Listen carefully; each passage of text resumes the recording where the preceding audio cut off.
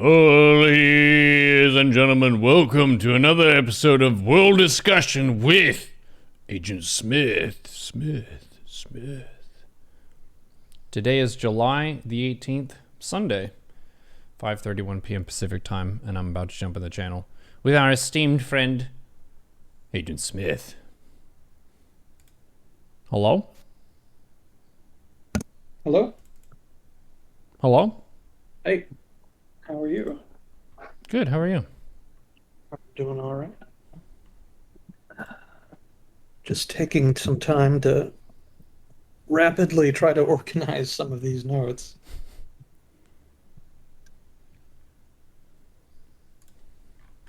How have you been?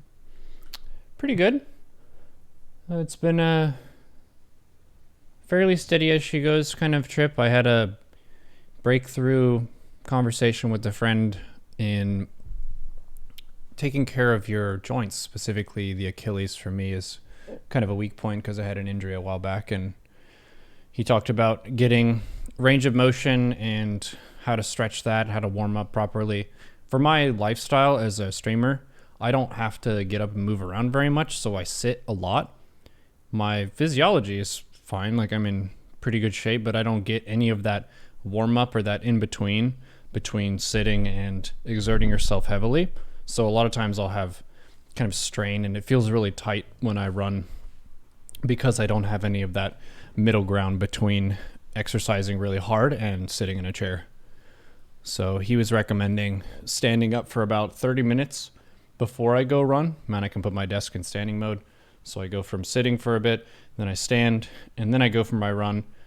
I stretch before and after the run and do some warm up. And then when I come back, I stand up again for a bit, and then I sit down. So that should help me a decent margin. A lot of times when you have an injury, the doctor will just tell you just need rest, but that doesn't allow you to rebuild the strength.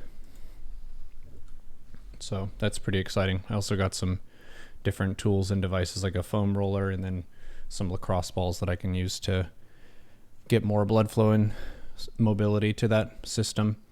There's been a step forward in progress of understanding muscle groups, joints, tendons, and ligaments in talking about them more in terms of the systems that work together rather than I have an Achilles problem. If you have an Achilles problem, you're likely going to have tightness in your calf and also in the bottom of your foot.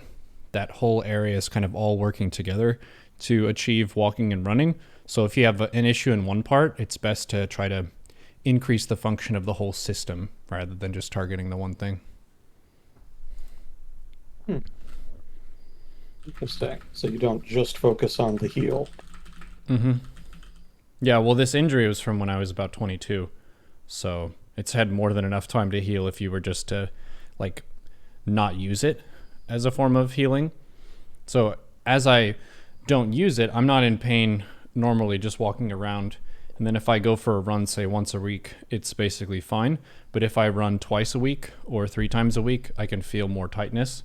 And some of that is just I need to rebuild the strength in that whole region and system and give myself more of like light exercise, not just like the hard stuff and then the sitting. See, stuff like that makes me paranoid because it makes me wonder what kind of stuff about my body I don't know about because I don't exercise. Yeah, that's a good benefit of exercise is you're testing the system and seeing where you run into problems. For most people, it's going to be cardio is your first barrier, where it's hard to breathe and get circulation whenever you exert yourself. And then from there, you can notice different levels of discomfort in your joints. The best way to do it, I would say, is to start by going for walks. That's one thing that I think certain cultures are really good at doing as a tradition is like you'll see old folks. There was a Punjabi family that Hukou and I lived with in Vancouver, and the grandpa of the house, there was like a time of the day and he would always go for a walk, and he's like 80 plus. And it doesn't seem like it's a big deal, but just walking is a really nice way to put some light strain on your system and get circulation in all those areas so that you feel better throughout the rest of the day. You're not going to train for a marathon by going for a walk, but it is a really good form of exercise that isn't so grueling that it's too painful for people who are elderly or haven't been working out to not do. It's a really good stepping stone. I should walk more too, because that would help me with me getting that middle ground between sitting and pushing hard.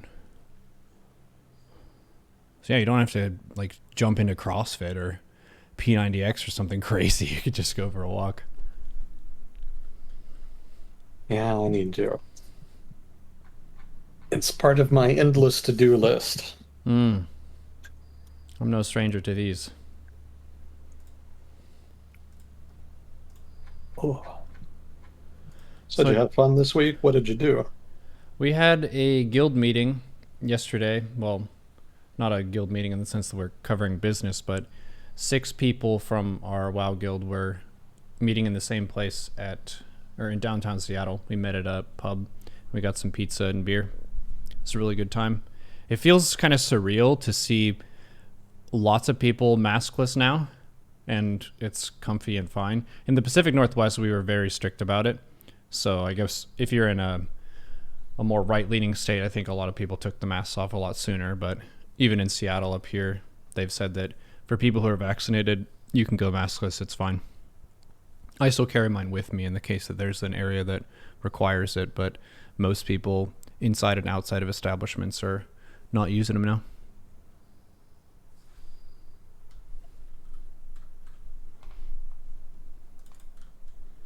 Are you going to keep doing that? Are there new expansions coming up? Well, we're in the early stages of the Burning Crusade expansion, which was the first one added on to vanilla. This should run for about 2 years, I would guess. Oh, wow. Yeah. They're trying to milk it more this time. So instead of just cranking out the phases at the same pace they did back in the day, slowing it down so people have more time to do each stage of content, plus they get more money that way. Okay. Yeah, it's been fun. We're in a fairly successful spot. We've got 2 guilds that can down the 25-man content. So it's 25-man, fight a boss, and then we're running another one at the exact same time with a different raid leader, different tanks, different healers, different DPS, and generating twice as much gear for the guild. So we're powering up really fast, and then just letting more people see the content. So we were doing one 40-person crew back in vanilla, and then now we're doing 2 25s, so we've upped it by 10. Wow. Yeah. Expanding. We're growing. So is that like an objective? Do you just always want to add more people, or is there like a specific objective that you did that for?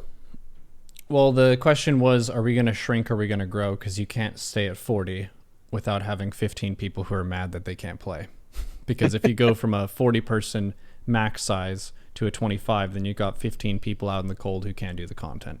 So it was either, are we going to cut a bunch of people, or are we going to expand a little bit? And expanding a little bit is what ended up happening, because we had a bunch of players who didn't really like the vanilla classic WoW. There was some of the stuff in that was really boring and tedious that you had to repeat, and they removed a lot of that. So the game, I would say, is more pleasant. It's a better game now. So some of them who rolled with us back then and then quit came back, and they're active. And then some people are also just trying WoW for the first time in this expansion.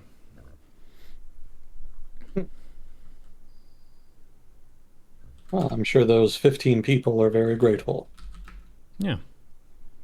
It's been a pretty good time. Not a ton of drama so far, which I'm grateful for. Knock on wood, huh? Yep.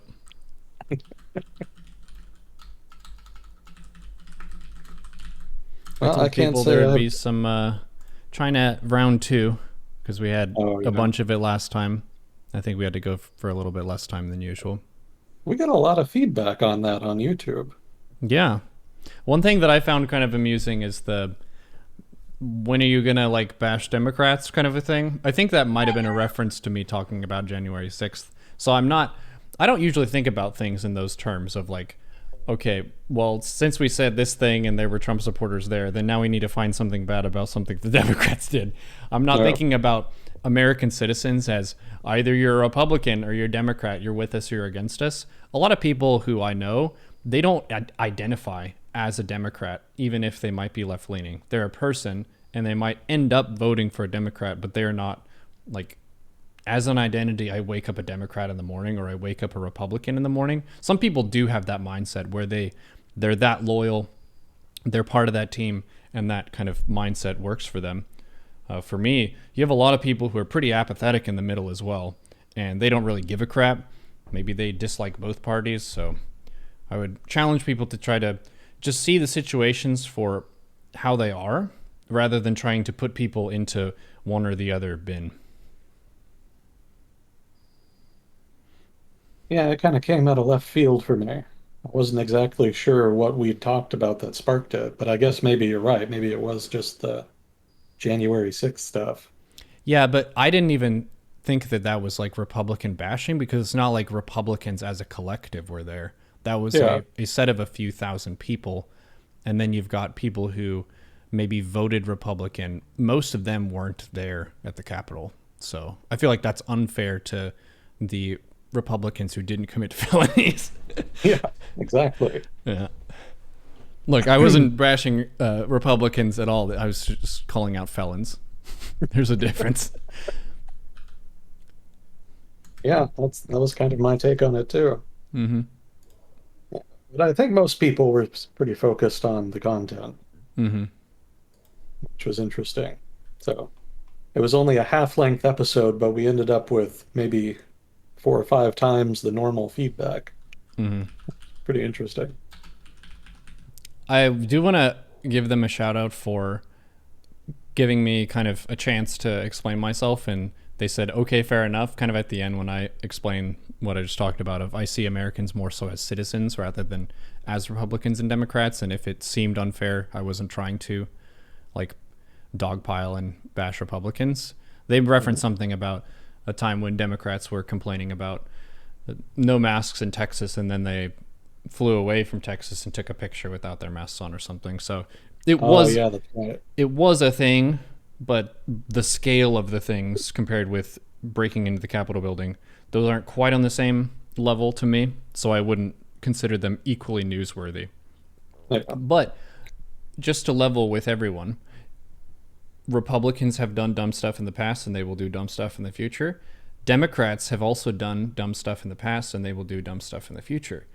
The common thread here is that people do dumb things. And what we're trying to do here is figure out what we can. Yeah. Is our objective. Yeah, more than enough dumb to go around all over the world. No need to assume any one particular group monopolizes it.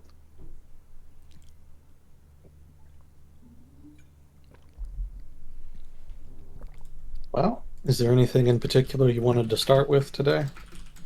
I was looking at the news stuff and it was like Britney Spears' dad still controls stuff and she's not going to perform. Ted Cruz was mocked. Biden's Yeah, approval rating for the pandemic is really high, 66%. Merkel is being replaced, which I think you mentioned last time briefly, which is a pretty big ticket item in terms of how big of a player she was for Germany for a really long time. So who's going to fill those shoes? Oh, did you see the flooding No, where? in Germany? Mm-mm. Oh, wow. Yeah, there's a lot of flooding in Germany right now. It's wild. It's been immensely damaging. I don't think I have the notes in front of me here, but yeah, there's like dozens of people dead and just a huge amount of property destruction, like several $billion worth. Yeah, there's some weird weather thing. I didn't read the details exactly, but basically the weather is being weird, and so there's like a huge amount of rain that's all coming down at once over Central Europe. And Germany, the Netherlands, and Belgium, I think, are getting the worst of it. No, they're saying Luxembourg, Belgium, and Netherlands also. Yeah. Let me see. I think there was a good Reddit thing. Yeah, this is the one. Let me see. I'll put this in the whatchamacallit, Agent channel. Discord. Discord here. Hmm. I think I can send it to you directly. That's a picture of some of the damage that was done. Whoa. Yeah, and there was another one. The BBC had a, yeah, here it is. So like halfway down the page, this article that I'm going to send you has like a before and after of that same picture. And you can kind of see just how much damage was done.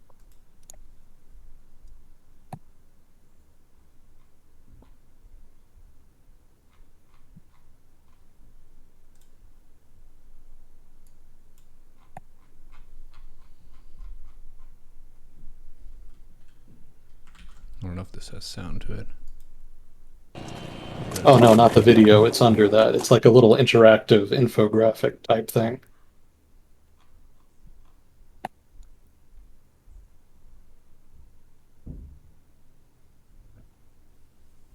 Wow. It's the one that has the title Severe Flooding and Erfstadt-Blessing.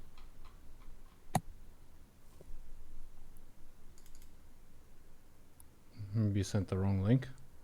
This one is Europe floods, victims face massive cleanup as waters recede. Yeah, that's the right one. That's the article.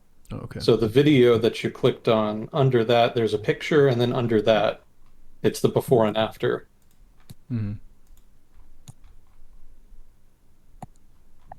And it's the same photo as the Reddit post, but you get to see what it was like before the flooding. Hmm.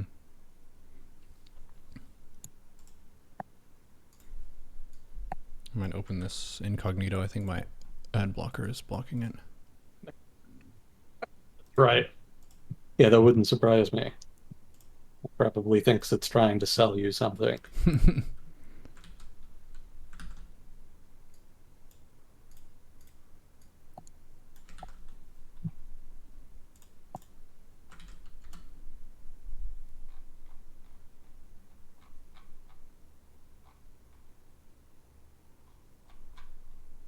Oh, it's 180 people who died. Okay. Oh, it's way further down there, like 4 pictures. I just didn't scroll down enough.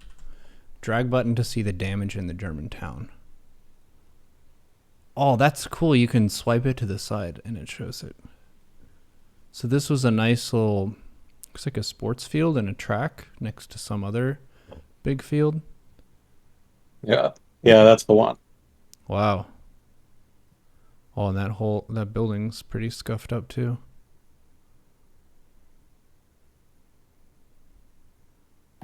Let me see if I can find the And it one. went all back here too. Damn. Yeah, that's massive. Like the extent of the damage is pretty unexpected, to say the least. Oh, here we go. Yeah, this is exactly the one I was thinking. So this is a different area. So you can see just how much the flooding has impacted like these little towns in the lowlands. Mm-hmm.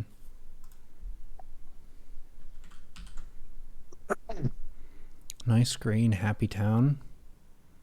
Suddenly filled with murky water. Wow, it's all around the houses.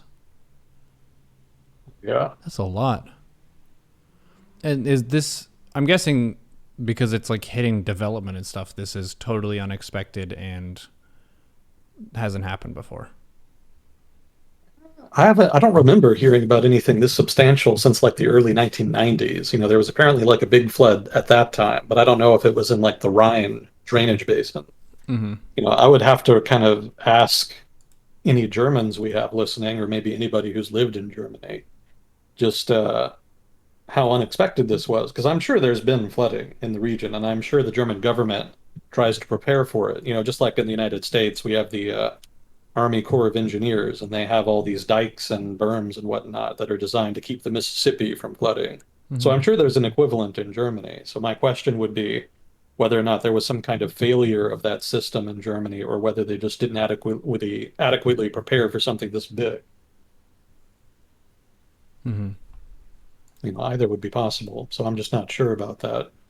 But regardless, you know, the ramifications could be significant because, like we were kind of just referring to, Germany has an election coming up. And of course, one of the big issues in Germany is climate change. So this would seem to really bolster the argument by the Greens that more substantive and dramatic action needs to be taken. So they could well benefit from this politically. Mm-hmm. Uh, as as morbid as that may sound, the Green Party was already probably set to pick up a decent number of seats. Mm-hmm. But after all this drama, they could pick up even more.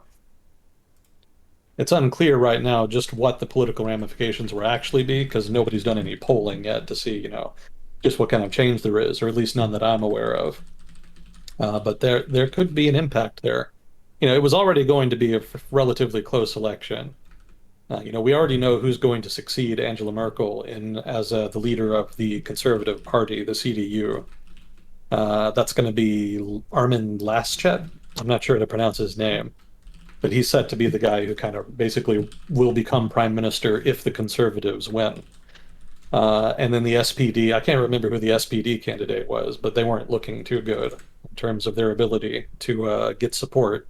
So it was looking like the Greens were kind of set to really make a lot of headway due to the unpopularity of the two big parties. So this only kind of helps them out, and it could make for some interesting coalition negotiations after the election.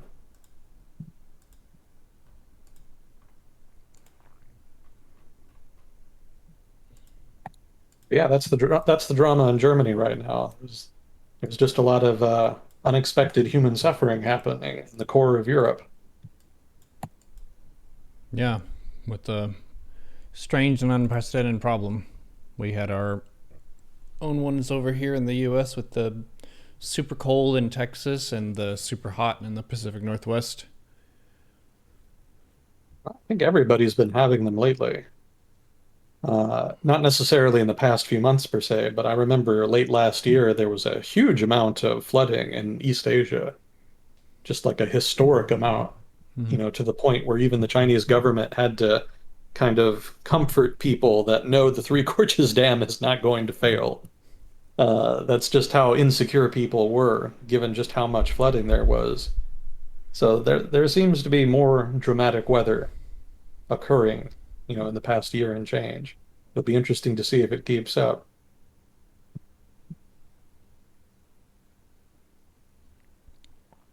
Someone heard that I believe in Germany it rained what it normally does in 2 years in a day.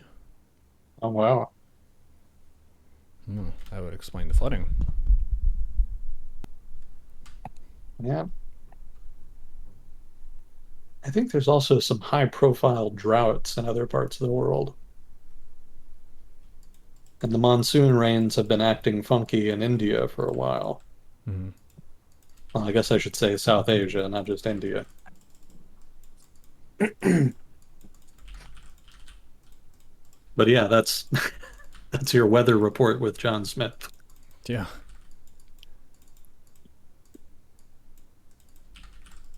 Sorry, I didn't mean to go on quite the tangent. I think you were about to go to some particular topic. Mm, I was asking what you wanted to start with, and you were listing like news items. oh yeah, that was the problem. Was it was stuff that didn't really seem like great fuel for world discussion. Some of just your regular weekly banter of he said, she said. Yeah, there's a lot going on. There's a lot of historical questions and debates and whatnot that kind of built up over the past 10, 15 years. Well, I mean, maybe even further, like the past 30 years. And they were never really resolved. And it wasn't clear how they would be. And then over the past couple years, all of that is just sort of unraveling. We're finally getting some answers to these long-running questions. I've actually built like a list of them. So I might at some point after we do the China thing, we might just go through that list.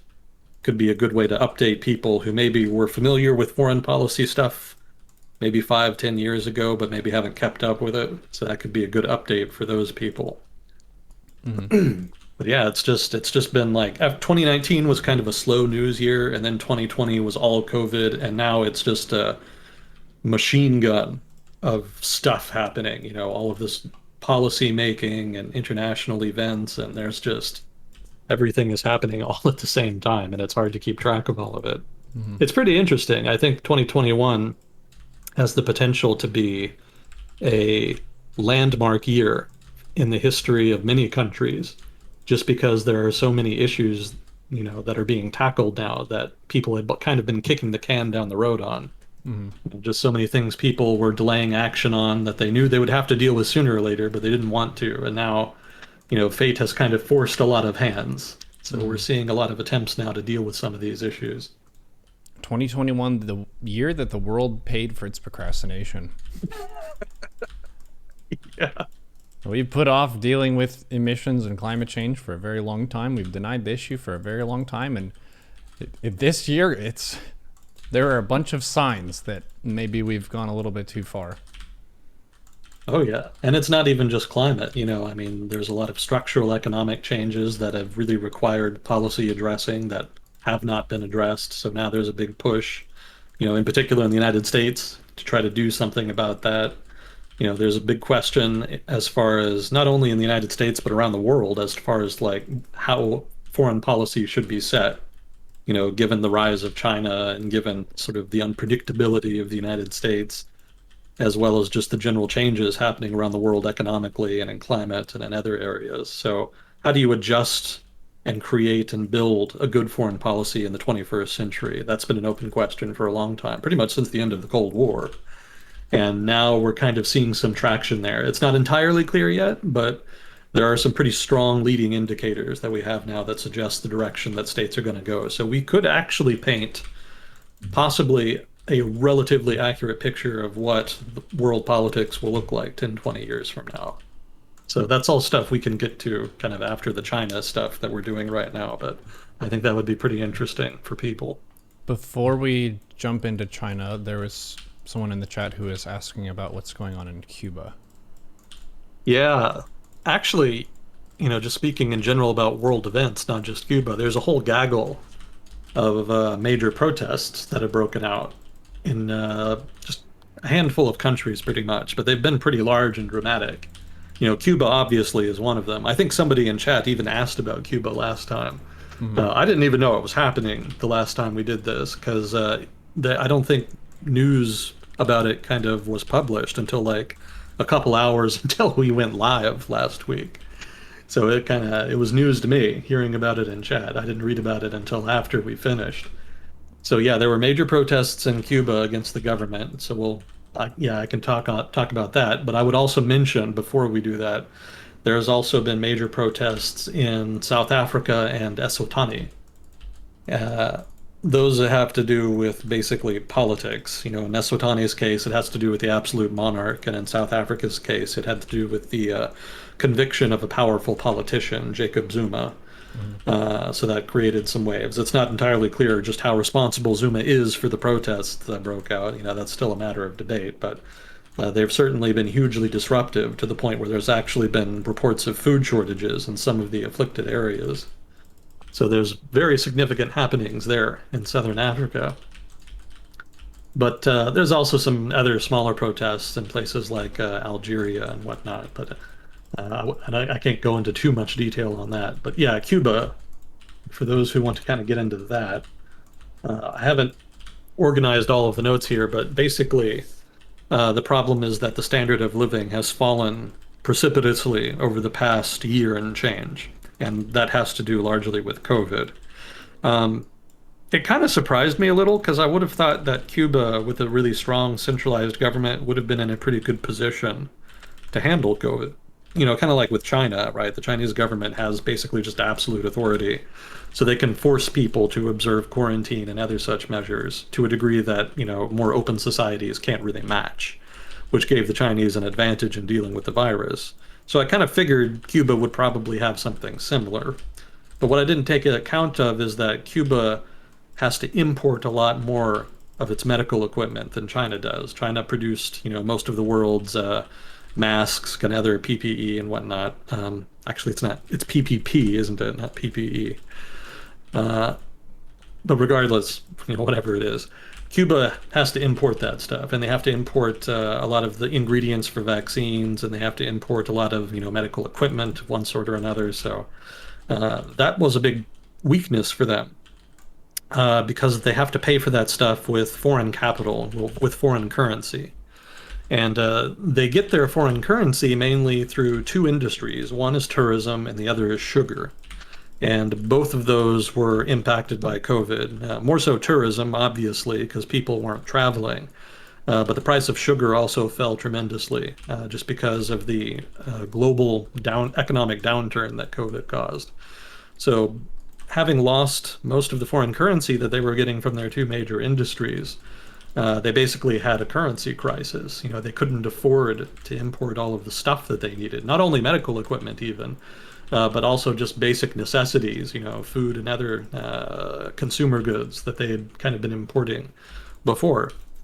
And the result of that is that one, food shortages, two, shortages of other things that people need, and three, the government was having trouble vaccinating its population.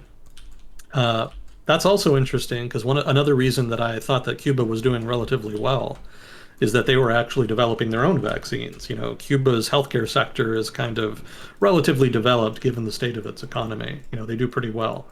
And they were able to leverage that into the development of, I think, a couple of vaccines that have, I think, been tested and found to be fairly effective. So that's a testament to the power of Cuba's healthcare sector that they were able to do that, even in spite of being a relatively poor country.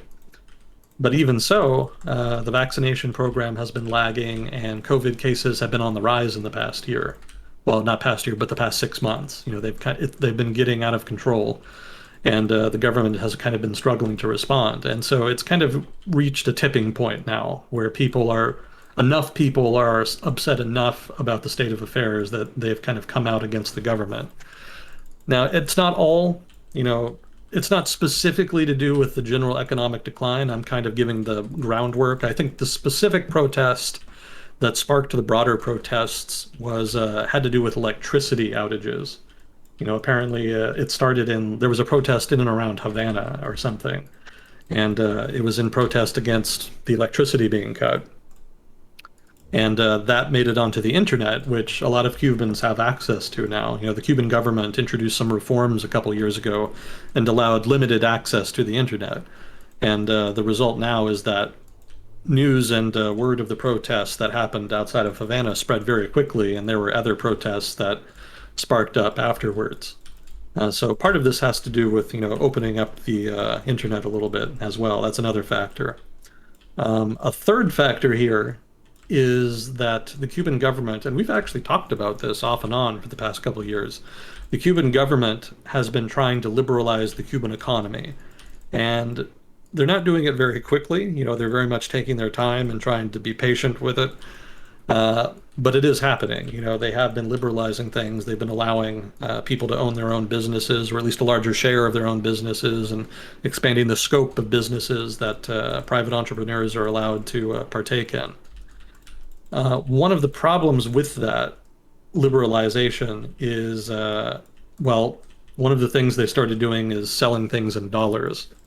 There's always kind of been this weird dual currency thing in Cuba. I think they actually did scrap it, but in effect, it's kind of been replaced with a new system where you have the local currency and the US dollar. Before, they actually had two Cuban currencies, one of which was just the basic, currency that everybody used, and one that was restricted explicitly to exporting industries.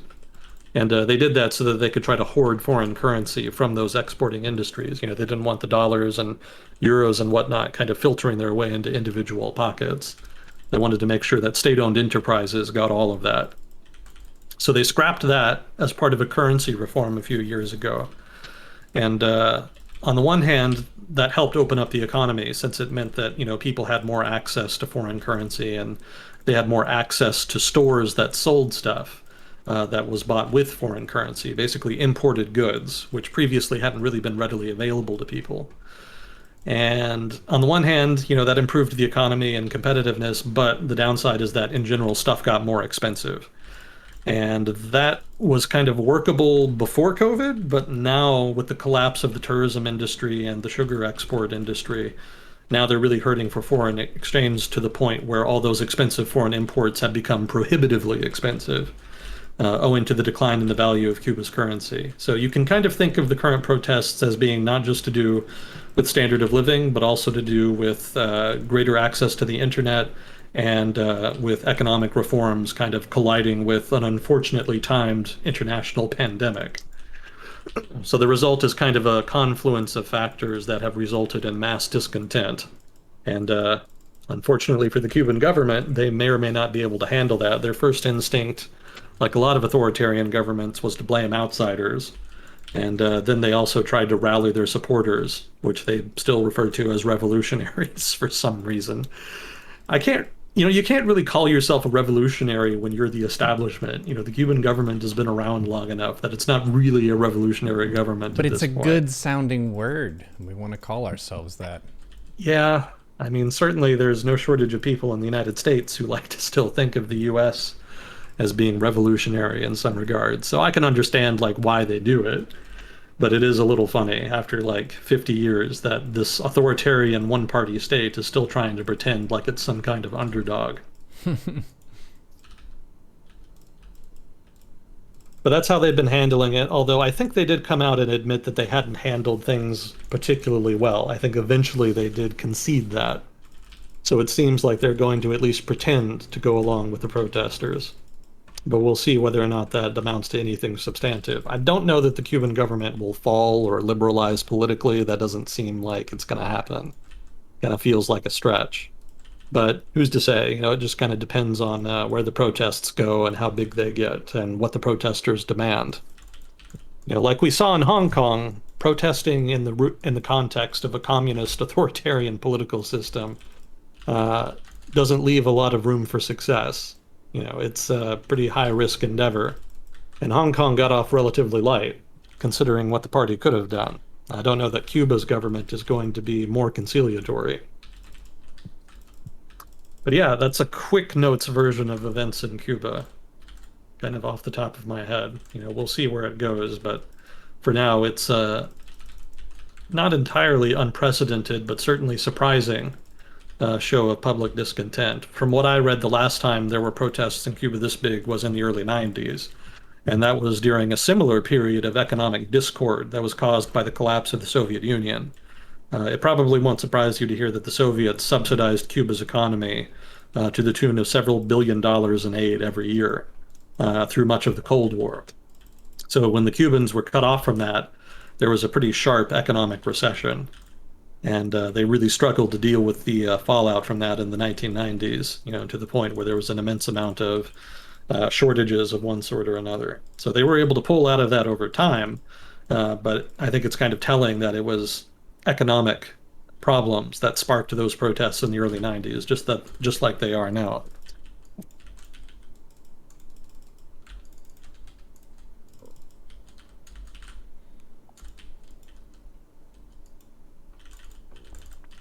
That sounds a little bit like what you were referencing before with regards to 2021 of a lot of stuff that had been kicked down the road for a while is now needing to be resolved, and they're dealing with some consequences there, maybe? To a degree, Cuba's authoritarian government hasn't done itself any favors in the past couple decades in terms of shoring up its legitimacy. And it's even worse now that Fidel Castro is dead, because Fidel, for all of his ills, was still a very charismatic, popular figure in Cuba. But after he died, the Communist Party of Cuba didn't really have anybody who could kind of replace him. There's nobody who had that same pedigree.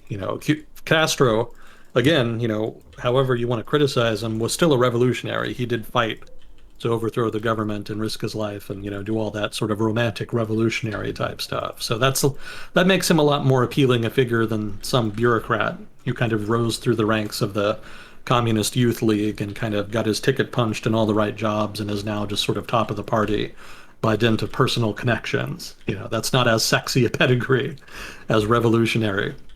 One of the things that I read in an article, a BBC article about the protests, is that that the joke amongst protesters since the current premier came to power is that they'll say his name as though they don't know who he is. Diaz who? Just because he's just not well known or well regarded like Castro was. So that's a problem with the party's legitimacy, and it's that's something that was inevitably going to happen when Castro died. It really would have behooved the party to try to do more to build its legitimacy outside of just Castro's popularity while Castro was still alive. But, obviously that didn't really happen. So in that sense, that's been a long-running problem that is now kind of reaching a logical conclusion. But to be fair, the party was trying to reform its economy to improve the standard of living.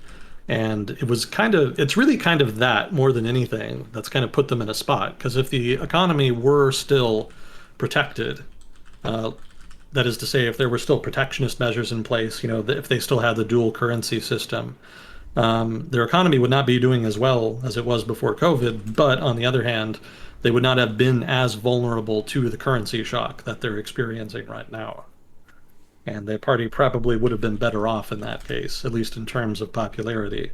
So you do have to give them some credit for taking the risk of engaging in economic reforms. Economic reforms also bring risk with them. There's kind of no getting around it. Even as badly as you may need them, you're invariably going to be blamed if they go wrong somehow. And in the party's case in Cuba, that's kind of what happened. They weren't expecting a global pandemic. Nobody was. If they had, they probably would have delayed the reforms a little bit. But as was, just when their economy was vulnerable during this period of transition, that's when they got hit. So kind of the worst of all possible worlds there for them. Now, if it means the Cuban government gets overthrown or has to give some political concessions, that's probably not a bad thing. That's all for the better in the grand scheme of things, at least in terms of human rights.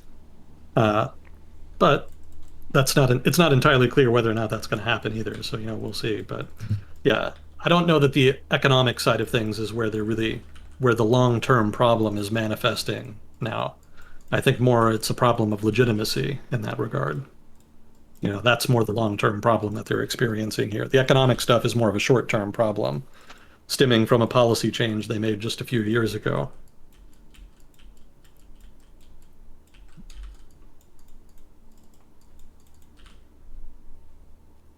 How legit is your government? On a scale from 1 to 10. Depends on who you ask. Yeah, well, say what country and then what number. Chat, YouTube comments. Out of curiosity, what is the self-report satisfaction with the legitimacy of your government? U.S. government, I would say it's pretty legit. I wouldn't say that it's perfect, but in terms of legitimacy relative to countries in the world, it's like a 9 or a 10, no? There's no dispute of like what the U.S. government is. There's no other group that maybe could do it better that we can see. Whenever one political party who has more control in government passes it to the other one, they tend to flounder a bit before they get stuff done. Governing is hard too. Oh yeah. So you can bash a government all day, but could you actually be in that office during the bureaucratic stuff and doing better than them? Maybe. Maybe not. Well, again, it depends on who you ask. I'm sure some of Trump's hardcore supporters will give a very different number than some people who voted otherwise. So it's really subjective in the grand scheme of things. You'll get wildly different answers, not only in the U.S., but every other country.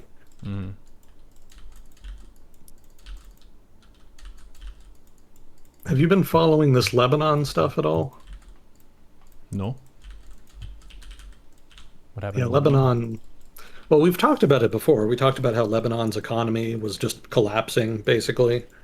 We actually talked about it way when it kind of first started happening, like late 2019, early 2020. I don't quite remember exactly when we talked about it, but there was kind of a banking crisis and a currency crisis, and we talked about that when it first started up. So it's probably been like a year and a half or so since we've mentioned it. Well, the government, I would have expected anyway that the government would have seen that economic crisis happening and would have immediately implemented reforms in order to get some kind of bailout. And that was on offer. The French government and the IMF were offering money, and it would have been enough to at least, forestall a major collapse of the economy and buy them some time in order to get through, COVID and the global recession and all that stuff. But they were demanding like some basic, concessions, just some basic structural reforms. I don't think it was even anything all that substantive. But the government didn't do it. And the reason Well, part of the reason the government didn't do it is because they couldn't agree on the formation of a new government. Because obviously, after the crisis initially happened, the government resigned. And so they had to negotiate like a new coalition. And you would expect those negotiations to have concluded after like a month, and then for reforms to have been pushed through. But instead, the negotiations have been on running for more than a year now. And as a result, no reforms have been taken. So not only was there a major economic crisis in Lebanon in early 2020, the government didn't do anything about it.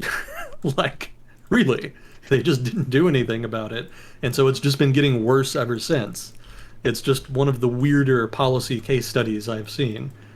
Like, I've heard of governments trying and failing to do something. I've heard of governments trying something and then having it not work, but I don't know that I can think of any examples where a government just full on didn't bother, just sort of let it burn. It's very weird, and it kind of reflects just how dysfunctional the politics are in Lebanon. We talked about the protests in Lebanon back in 2019, and a lot of that stemmed from discontent over the sort of clannish, autocratic style of the major political parties and coalitions. And that same problem is sort of the root of why the government hasn't been able to form and implement reforms in the past year. There's just been a lot of competition. The different political parties are more interested in competition with each other than they are in trying to address a major crisis that's significantly lowering standard of living in Lebanon. That kind of sounds familiar to us, though, just to a different extent. Like political parties being more concerned with fighting the other party than solving the problems on the ground. Yeah. Yeah, a certain bell is rung in that regard. But it's much worse in Lebanon because, in the United States, our whole sort of political economy and our constitution and political system were kind of designed from the get-go to be small.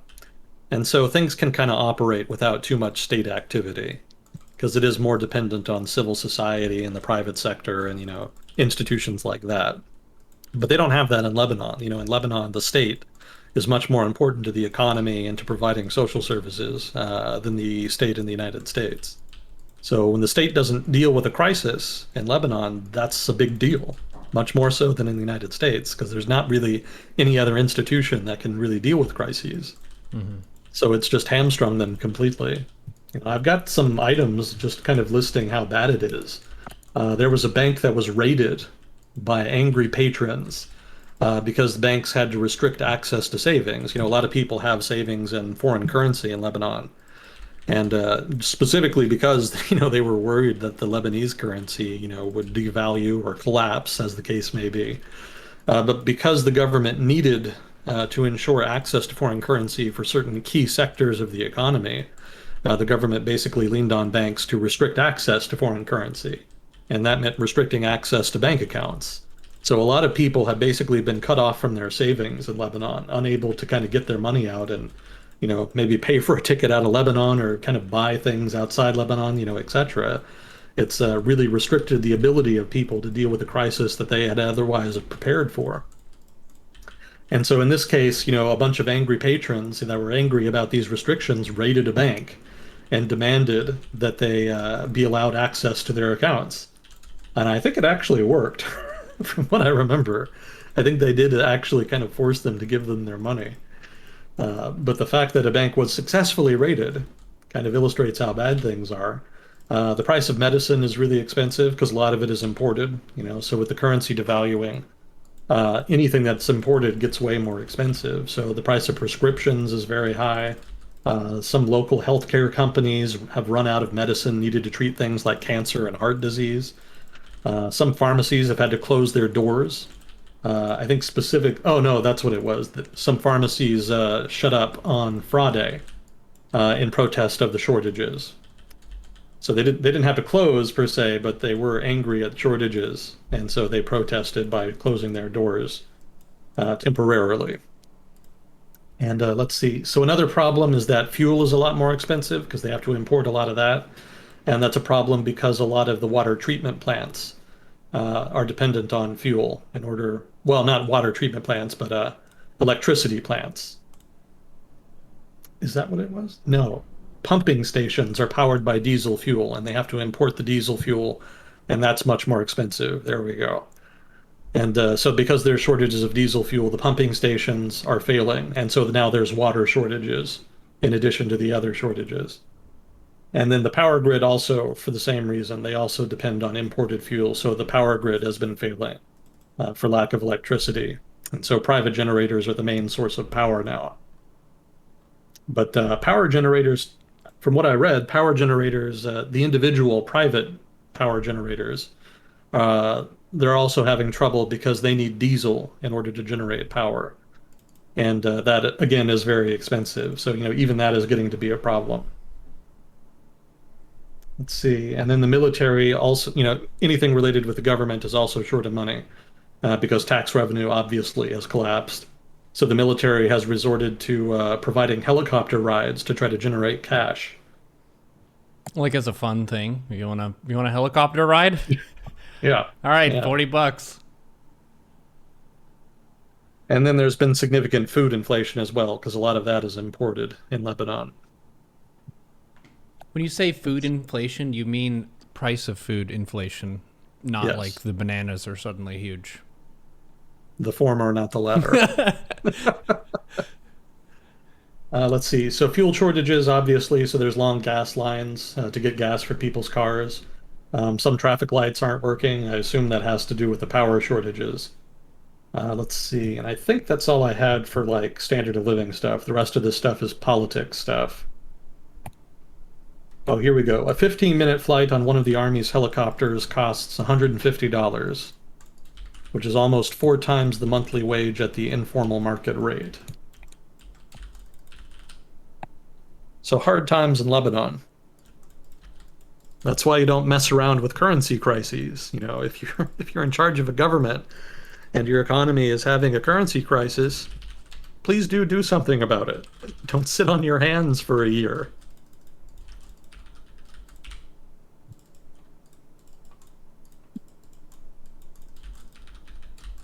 Yeah, popcorn, that's a good example of food inflation. Get those kernels, then it pops into a nice thing of popcorn. Well, before we get on to China, did you hear anything about this civil war talk in France? No? Yeah, this was from I guess a couple months ago now. It's been a while. But there was like a retired general who was saying that political tensions are getting so high in France that there could be a civil war. And I kind of brushed that off because obviously, political tensions and partisanship are what they are. So people say things, so, no big deal. But then it happened again. And when it happened again, it was actually mid-ranking officers in the French army who were still serving. They were not retired, they were actually still in the army. And I think they signed like a letter or a petition or something where they said the same thing. They said, actually, yeah, things are getting really bad and there could be a civil war. And that kind of caught my attention. That made me think, okay, well, maybe there is something to this. I mean, What is I don't the think, issue?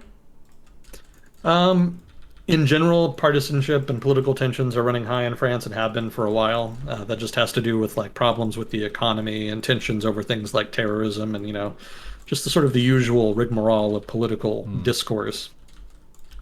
But I think in particular, people on the right in France, and specifically in the security services, like these guys, are concerned about terrorism. That's sort of their main thing. They think the government isn't doing enough to deal with terrorism and what they believe to be the underlying issues of unchecked immigration and a failing assimilation policy. So that seems to be kind of more where they're coming from. But the fact that officers serving in the military are kind of upset enough about this to risk their careers, which in effect is what they did, you're not really not supposed to do that, even in France. That kind of suggests there is some issues there that could fracture further, possibly. I don't think there's going to be a civil war in France, but then I never thought that was even a thing that was in question. So apparently that is at least a topic to talk about. So I don't think anything will come of it, but I thought it was worth mentioning just in case, because that seems to be a major cleavage there in France, institutionally, not just politically. Yeah, I would say comparing that to the US, while the Republicans and the Democrats are at each other very often. I don't think that's ever even joked about, really. You'll have some fringe people who will talk about seceding or whatever, but in terms of like a day-to-day, usually we don't joke about another civil war because our civil war was pretty gnarly. Oh, yeah, sure was. You lose a lot more people, too, just for the duration of the conflict if it's a civil war, because oftentimes the country kind of reforms in some capacity and then it's whole again. Maybe not the same whole that you started as, but they end up teaming up eventually. But the death toll just for either side is really bad. I think we lost more people in the Civil War than we did in World War I or II. Maybe someone can check that. The United States, and when I say the United States, I mean like the Confederacy and the Union combined, lost more people in aggregate. That is to say, more Americans died in the American Civil War than in all other American wars combined. Okay, so it's really bad. Yeah. Yeah, it was the worst. So it's not just World War I or World War II or both combined. It's all of them. You know, all of the other wars combined have not generated so many casualties. Yeah, something like 25% or so of the, maybe even more, of the male population of the South died in the Civil War. And I would say that's actually half of the white male population, which is the population that was actually allowed to fight. Obviously, they weren't allowing slaves to fight. And I think the population at the time was roughly half white, half black. So it came out to about like half of the white male population dying out. Such was the degree of violence. Yeah, I think obviously Americans know about the American Civil War, but I'm kind of curious how much people outside the United States know about it. I'm sure they've heard of it, but I don't know how much of it they've actually like read about. It's a pretty wild conflict. Well, we may talk about it someday, if there's interest. Let's see. So we wanted to do... Was there anything else you kind of wanted to hit on here? I don't think so. Okay.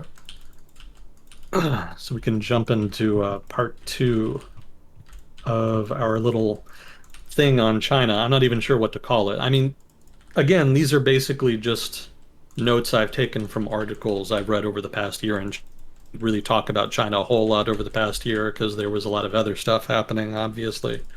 So my notes on China kind of got backed up. So I kind of just grouped them all together, and now I'm kind of just going through them to try to give what is in effect a series of vignettes about China and its economy, society, and politics. Vignettes. Vignettes. The G is silent. It's a French word. Speaking Really? of the French. Yeah. Oh, I've been calling it vignettes forever. It's vignettes. Vignettes. Vignettes. Vive la France. Is a French word. At least that would be my guess. Okay. Well, They like those silent letters. yeah. I'm gonna miss vignettes. That's been with me a long time. Well, if you want to keep saying it, you can. No. Vignettes it is. Okay. So in order to mourn the death of my vignettes, I'm gonna take a brief moment to get some water. Okay. And I'll be back and we can start up part 2 here, if that's all right with you. Yep. Green light. All right.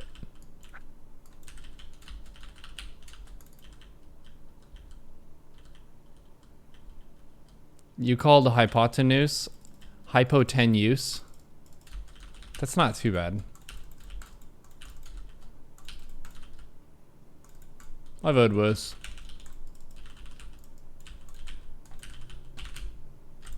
That is a thing, though. Like, when you do something that's embarrassing and then it just haunts you. Like, you're just randomly going about your day and then you think of, like, something really silly that you said. One of the ones that gets me is I went to this brewery in Austin and there were a couple different bands playing there, and I was so drunk that I walked up to one band and I addressed them as a different band who also performed there, and I was going on about how great they were. Usually I keep my shit together to the point that I'm not like drunk and stupid, but that time we were very, very much not firing at 100%. Oh, this opponent knows how to make roaches and defend. All right, I'm back. Welcome back. Chat was just sharing some of their words that they've pronounced incorrectly. Someone said that they, instead of saying hypotenuse, would say hypotenuse, which is not too far off, but... Yeah, it's those words with multiple syllables that really get you, I think. Because it's not always clear how they're supposed to flow together. This is why you should be sociable, so you can talk to people and hear how words are pronounced. Something I've had to learn the hard way. Okay, so we wanted part 2. So let's see, we left off on the security crackdown. That's what we talked about last time. Also, we talked about the 14th five-year plan. So we're still sort of in the politics category here. Okay, so the next item here on China has to do with informal party influence. So basically, the party has, absolute control over Chinese society. They've kind of, over the past couple decades, given more room for the private sector to develop in the economic sphere. But even there, they still have a lot of influence. China has no independent judiciary. So that's not like if the government does something you think is illegal or don't like, that you can go and contest it. And because the government's authority is absolute, if the government wants to pressure you into doing something, it can do so both directly and indirectly. Obviously, the direct method is to just say, if you don't do this, then I shoot you. So generally, you comply at that point. Now, what if, hypothetically, the Chinese government wanted to make some kind of, say, free trade deal with another country? Now, if that other country wanted greater access to China's market, China might agree to allow greater imports into the Chinese domestic economy. So, if China did agree to do that, could it, at the same time, somehow restrict people from purchasing those imports in China? And the answer is yes, they could. So at the same time that legally they have signed and are technically enforcing a treaty, a hypothetical treaty, in which they allow greater imports and prevent discrimination against foreign firms. At the same time the state is doing that, the party could go and apply pressure to firms and individuals in China not to deal with foreign firms. That is to say, not purchase goods from foreign firms or sign mergers with foreign firms or cooperate with foreign firms, or etc. And again, that would be done informally. That would be done at the party level, probably at a local level of government or regional level of government. And that pressure can take different forms. They can threaten to deny you licenses. They can threaten to tax you. They can threaten to make shit up and report you to the police. I mean, really, there's anything that the party can do that it wants to do. And again, this is not technically legal. This stuff would be happening kind of like with an organized crime group, kind of implicitly threatening people. They would do so clandestinely. And so technically they would still be adhering to the treaty that they signed, but at the same time undermining it by applying this kind of pressure. So in order to give you an illustration of how this pressure could work in practice, I took some examples from a couple articles here, 2 specifically, in order to show how the Chinese government is pressuring people in China to punish firms for pulling out of the Chinese market over the Xinjiang issue, or alternatively, even doing something as simple as criticizing the government stance on the problem. So the result of that has been retaliation by the Chinese Communist Party against those firms. So we'll just take a look at that, and it's nothing too detailed. It's just kind of a relatively brief illustration here. So basically, there's a number of Western countries that have placed sanctions targeting senior officials of the Communist Party in China, in Xinjiang specifically. And of course, I think everybody's pretty familiar with the Xinjiang issue at this point, but for those of you who are not, Xinjiang is a province in Western China in which 50% of the population is an indigenous group called the Uyghurs. It's an ethnic group called the Uyghurs. They're Muslim, sort of roughly ethnically Turkish in origin, so they speak a Turkish language, etc. You know, they're just an indigenous group in the area, and they haven't always been on the best terms with the government. Um, in general, they've been pretty apolitical historically, but there have been periods where they tried to separate. And more recently, the government has been getting more paranoid, you know, over the past 20, 30 years about this group that is not really ethnically Chinese. That is to say, they're not ethnically Han Chinese. You know, they are a distinctive group. And China has a lot of different ethnicities other than ethnic Han peoples.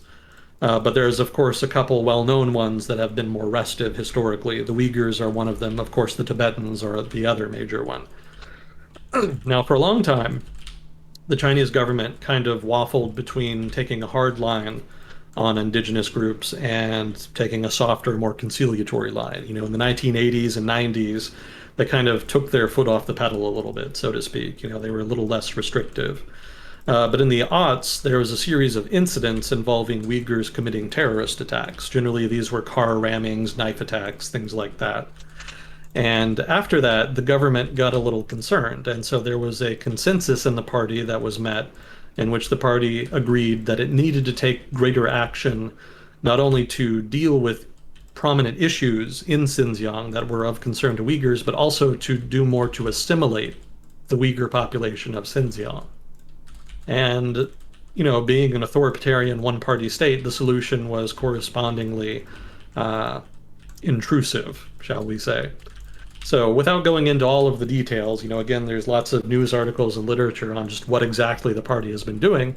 The party created a series of what the government characterized as sort of work camps. Basically, they tried to get people to learn skills in these quote unquote work camps, but they also served a dual purpose, which is to force people to learn Chinese, force people to learn communist ideology, and to otherwise try to indoctrinate the people of Xinjiang, specifically the Uyghur population, into being somewhat more not only Chinese, but also more Han. And, you know, like a lot of assimilationist policies through history, this one is no less controversial amongst the target population. They don't particularly appreciate it. But because the Communist Party has such great power in China, and because they've detained, so to speak, so many people, there hasn't been a lot of room to maneuver as far as resistance. You know, a lot of people are forced to cut off contact with family members living outside Xinjiang because the government monitors all communications. You know, they even force you to install an app on your phone so that it's easier for them to monitor you. And they've even gone so far in some cases of having party officials live with target families. I don't know if they stay for very long. I think what I read is that there were cases where they would stay for like a week at a time in your home, once every month or so. But there may also be examples of party officials just living there constantly. You know, I don't know. It's hard to tell because the system obviously is opaque there. So that's the degree of assimilationist policy being implemented there. And that illustrates just how concerned the government was with the perceived threat from the Uyghur population there, stemming from the tension from, you know, terrorism and tension between the Han group and the Uyghur group. So that's the context. This kind of has happened over the course of the past 8, 10 years or so. But it's only been in the past year or two that people outside China have kind of cottoned on to it. You know, people have become more aware of it. And so in the past year or so, there have been more sanctions applied against China. Again, specifically targeting officials that are believed to be directly involved in the work camps in Xinjiang. There have also, travel bans, asset freezes, that kind of thing. So the response on the part of the Chinese Communist Party has been to try to retaliate by targeting Western firms that they believe have not done enough to either at least stay quiet about the issue or that are otherwise from states that have applied pressure to China over the issue. So at first, just to give you a rough list of the specific targets here, China initially targeted H&M and Nike, and they've since started targeting Burberry, Adidas, Converse, and a couple others. So to give you some specific examples of stuff that the government has done to punish these firms, um, physical stores thus far have been untouched, so this is not something they've done to punish them. These firms are technically still allowed to sell in China. So there hasn't been discrimination in that sense yet. But digital commerce has been pretty much erased from what I've read. That's a direct quote, practically erased, quote unquote. Consumers can't shop for these goods online anymore. If you're a targeted firm, then your digital presence, your websites, whatnot, or even your apps on things like the Apple Store and other equivalent stores in China, those have all been removed. So if you're in China, then you cannot buy stuff online from a targeted firm. It's not even possible to hail a taxi to go to a physical shop owned by a firm. They're allowed to keep the physical shops, but the government has actually gone so far as to stop people from going online to basically the equivalent of Uber and trying to register for a car ride that goes to one of the store locations. Obviously, it's pretty easy to get around that if you want. You can always just go next door. But technically, the government had the foresight, if you like, to try to go out of their way to make that happen.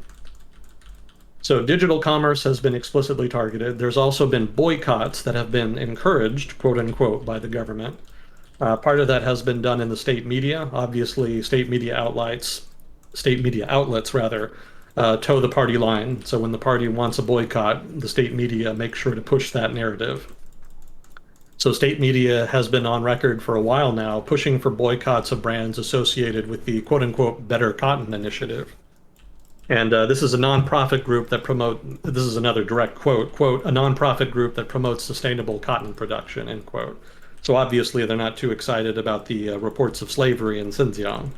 I guess I didn't mention that. I mentioned that there were work camps in Xinjiang teaching people skills, but one of the skills people are taught is how to work on a cotton plantation, which is perhaps not the greatest skill that they could teach, but it seems to be what they're going with. There are also reports that Uyghurs detained in the camps are being forced to work in other industries as well. So basically, it's just a step removed from outright slavery, in a sense. So the Better Cotton Initiative doesn't really like that. And so they've criticized the Chinese government and have supported sanctions against cotton producers in Xinjiang. So that's why Nike, Adidas, New Balance, Burberry, Puma, and Tommy Hilfiger have been put in a really awkward situation because those are all members of the BCI. And on the one hand, it's really a bad look to be importing cotton made by slaves, especially in the United States. So they really don't want to do that. But on the other hand, if they stop buying cotton as part of the BCI's criticism from China, then obviously the Chinese government is going to be very upset, and then they lose access to their single largest market. So these are the kinds of trade-offs from hell that are being faced in these particular companies. So that's an example of the state media trying to push a narrative that people need to boycott certain firms, these particular BCI firms in particular here. Another example of top celebrities in China have been boycotting. So they're a part of this initiative as well. If you're a celebrity in China and you have a lot of pull, the party kind of tolerates you, but it demands a certain degree of fealty when it comes to certain public policy questions like this. So, when they want to boycott, they'll go to influencers and pressure them to kind of participate. So an example here is the singer Eason Chan and movie stars Zhang Yixing and Bai Jingting, who released public statements to the effect that they were going to boycott these brands. Not only boycott them, but sever ties with them, since they had deals, promotional deals of one sort or another with them. So those deals had to end as part of this boycott push. Let's see, there's also been pressure brought to bear on partnerships. So an example here, Chinese tech giant Tencent halted its partnership with a British luxury brand called Burberry. So they had been designing outfits for quote unquote Honor of Kings, which is apparently a big video game in China. That's actually an interesting tangent there. There's a lot of fashion companies that are in bed with video game makers now because the video games have gotten so detailed with the graphics being so good that you can actually do product placement for dresses and clothes and things. So designers actually pay for that. It's kind of interesting. So Honor of Kings is one such video game that had one such deal with a British fashion company, Burberry. So Tencent had to sever that deal, basically. as part of the boycott push by the government. And let's see, also, there was, because of the pressure from the Chinese government on members of the BCI, the Better Cotton Initiative, one of the members actually pulled out. There was a member called Anta, which said on Weibo, that's not how it's pronounced, is it? It's basically a Chinese social media company. Anta went on to that and said that they were going to pull out. And that was a pretty big deal because Anta is the world's third largest sportswear company. And their statement indicated that they were not going to stop sourcing cotton from China. So obviously, that was an example of a company being sufficiently worried about its bottom line that they were willing to abandon the BCI in favor of maintaining access to the Chinese market. So let's see. So that's all in the category of boycotts there. There's also been a push for import substitution. So this is a little different than the boycotts. It's kind of related, but the idea here is that the government is not only pushing people not to buy from certain firms, but they've also started pushing to buy specifically from domestic brands. So there's been a big social media campaign to push this. That's probably, I imagine, been instigated by the party. I have the quote here from the article in question. State media have highlighted a number of Chinese brands with trending hashtags on Weibo praising the companies for specifically using Xinjiang cotton, end quote. So some examples of companies that have been pushed in this fashion include Li Ning, Anta, Peak, and Meters Banwe. So let's see. Li Ning even goes so far as to advertise Xinjiang cotton on its clothing tags. It's a little note I have here. So there's an import substitution push to match with the boycott push. And the government has also been using, and this is kind of sneaky, they've been using public safety announcements. So to give you some examples here, there was an announcement from China's General Administration of Customs, which alleged that some Western goods were harmful to children. So items like children's clothing, shoes, toys, toothbrushes, and baby bottles were apparently spotted during examinations from June 2020 to May 2021 that the agency in question believed were dangerous to children. They also noted that some of the items had harmful dyes or other substances. Some inspected items, here's a direct quote, some inspected items were said to contain, quote, dyes or harmful substances that may be absorbed by the body through the skin, mouth, etc., and endanger health, end quote. So some specific examples here include 9 batches of H&M girls' cotton dresses, children's clothes imported by Zara, Nike boys' t-shirts, and batches of Gap boys' cotton pajamas. So you can see the common theme here, stuff that is made with cotton and that is made by foreigners is explicitly kind of being targeted here with these quote unquote public safety announcements. So with the boycotts and the import substitution push, it's pretty explicit what they're doing. But the public safety announcements are kind of a more circuitous, sneaky way of undermining public confidence in foreign imports. Let's see. So as another note here, Japanese sportswear label ASICS, I'm not sure how to pronounce that, also pledged support for Xinjiang cotton. So that's another example of a firm giving in to the pressure. Japanese retailer Muji apparently also said that it would continue selling items made with Xinjiang cotton in China. And they've even gone so far as to also include Xinjiang cotton as marked on its products. So it seems Japanese producers that have been targeted have been more willing to play ball with the government than certain other foreign producers. So that's pretty much the end here. That's just a quick review of the kinds of influence, indirect influence that the party has been bringing to bear on foreign firms with regard to the whole Xinjiang issue. But this is all stuff and tactics that they could really use with any firm or with any issue. So this is all stuff that they could do later on. And more importantly, this is all stuff that they could do if they had signed a trade deal with the United States or Europe or anybody else. Again, without rule of law and an independent judiciary and whatnot, it's just really hard for a one-party authoritarian state like China's to credibly commit to opening up its economy. And so any kind of deal would have to try to address that directly or indirectly in one fashion or another. I would add here that there's another precedent for this, just to kind of illustrate how this can happen in other spheres. A couple of years ago, there was a missile defense system called THAADs, and I'm sure I'm mispronouncing it, but the acronym is THAADS, and it stands for Theater High Altitude Air Defense System. The US military loves its acronyms. So THAADS was set to be deployed to South Korea in order to bolster air defenses there, nominally, in response to North Korea's nuclear weapons program. But obviously, China didn't really appreciate the installation of the system, and so the government went out of its way to push a boycott of South Korean products. And one of the firms so targeted was Lot, which I think is like a market chain. I'm not exactly sure. But basically, Lot has been ejected from the Chinese market. They no longer sell stuff there or have significant investments. And that's specifically because of the boycott stemming from that THAADS controversy that cropped up. So these are powerful tools here that have a significant commercial impact. And it's a significant factor that has to be taken consideration of in trade talks. And any kind of trade talks the Biden administration, for example, engages in with China is almost certainly going to have this in mind.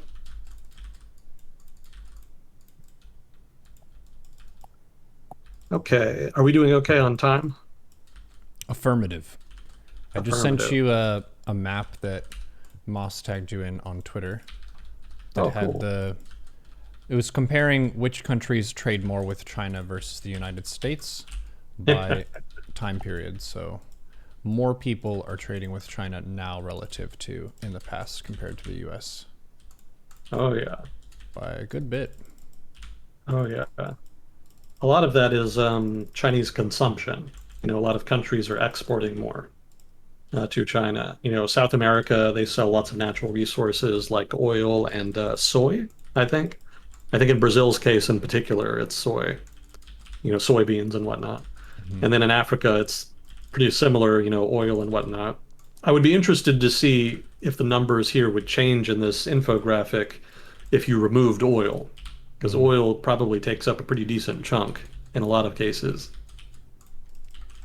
But then there's also Chinese exports. They've also been exporting phones, more high-tech stuff, so that's also been inflating the value of trade. So, yeah, doesn't surprise me. Doesn't surprise me in the least. China is a huge country, and it was inevitable that when the economy started improving, that they were going to have a significant global economic footprint.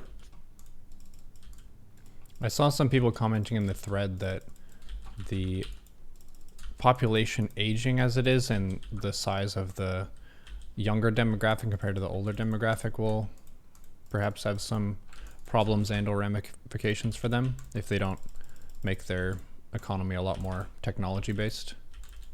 Yeah, they need to move up the value chain sooner. They need to move up the value chain sooner rather than later because it's just going to get harder, basically, for the government to continue to provide public services without the tax revenue provided from a young, vibrant population.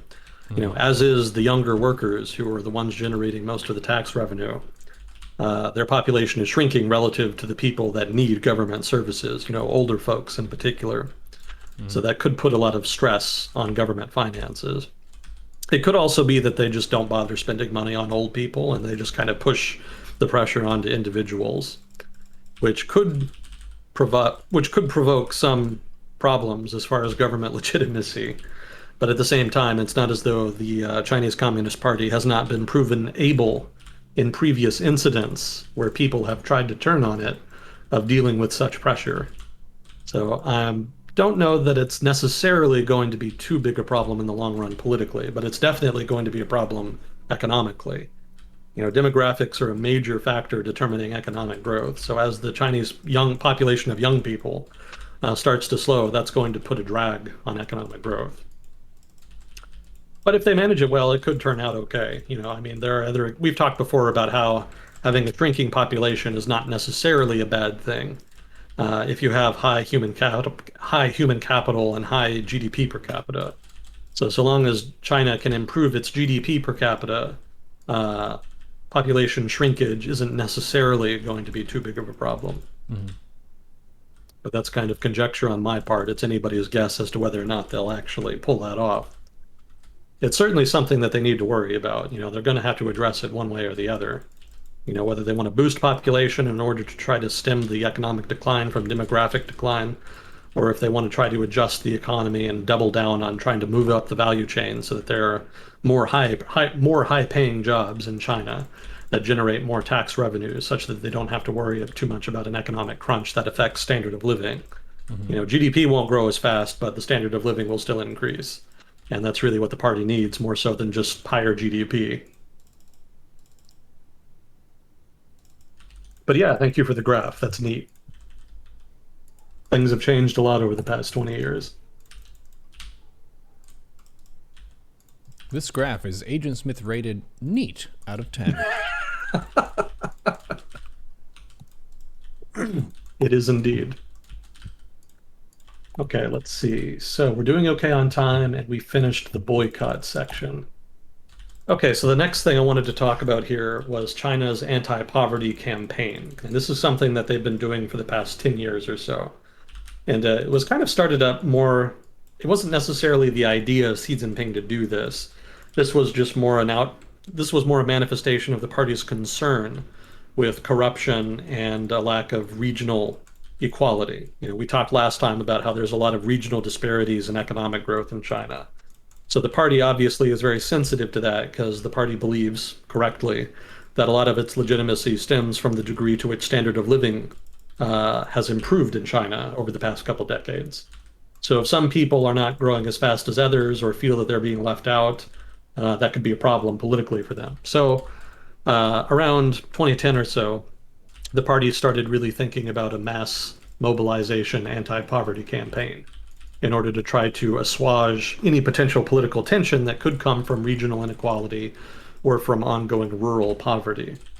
And so that's what we're going to take a look at here, just how they did that, what it looks like. It probably won't surprise anybody to know that China's government, being really large and centralized, relatively centralized, can do these kinds of mass mobilization campaigns. But I think it's worth mentioning anyway, just to illustrate the style of public campaign that the party engages in, and to illustrate its capacity to govern China, which is sometimes in question. But this kind of speaks in favor of the party's capacity. So real quick here, just some definitions. When the Communist Party of China talks about poverty, it invariably is referring to rural poverty. It doesn't really focus nearly as much on urban poverty. Specifically, some other definitions here. Income, so the poverty line is set at 4,000 yuan, which is about $590 per person per year. So that's anything below that, and you're considered in poverty by the Chinese government. So provision of basic needs, that refers to things like food and clothing, and then access to basic medical services, education, and safe housing. So these are the kinds of things that the government considers you to need in order to not be in poverty. Again, no surprise here, but I just wanted to kind of lay that out at the start. And I'll probably skip this, but basically the party did a lot of data collection before it started the program. So they didn't just go out and start spraying money at people. They wanted to try to figure out exactly what people's needs were so that they could try to strike at the root of the problem.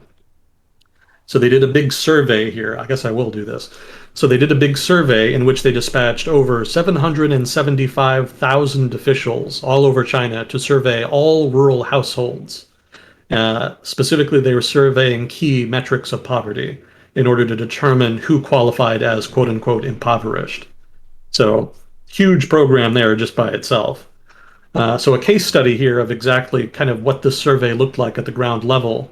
They would actually go door to door, and they would even go so far as to put a piece of paper on the front door of houses that had been surveyed. And in particular, the case study here had to do with a household that belonged to a guy named Zhang. And the paper on his front door listed data from the survey, specifically including the number of family members resident in the home, the amount of arable land attached to it. Again, we're talking about rural poverty, so that's a concern. They listed his family's annual income, and they also listed the cause of their poverty. In Zhang's case, it said, quote unquote, lacks skills. And also a photo of the subject, Zhang, as well as a red fingerprint from Zhang in order to complete the report. So that just illustrates just how detailed this survey was. I also thought it was kind of funny that a government official came by, declared that you lacked skills, and put government documentation on your tour, broadcasting the fact to God and everybody. But that's just me. Let's see. So party mobilization. So this illustrates a whole of society approach. It's not just the state, it's the state mobilizing every aspect of its apparatus in order to try to push this. So party workers were kind of made into de facto social workers as part of this big push. So after the survey, officials were paired with impoverished households in order to determine how they could best rise out of poverty. And it was the responsibility of the officials so paired in order to make sure that happened. That was sort of their assigned job as assigned by the party. So some miscellaneous steps that were taken. Again, the government in China is centralized, but there's a lot of discretion that's exerted by local officials just by dint of practicality. China's too large to have a truly hierarchical, one-party state. They just inherently have to allow officials at a local level a fair amount of discretion. So as a result, policies are sometimes implemented very differently from region to region, locality to locality. So just to give you a kind of some snapshots here of some different things that were done.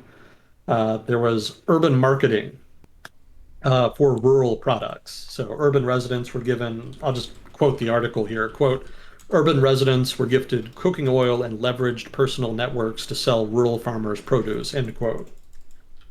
So probably these were party members of one sort or another, but it could have also been volunteers. There is some civil society in China.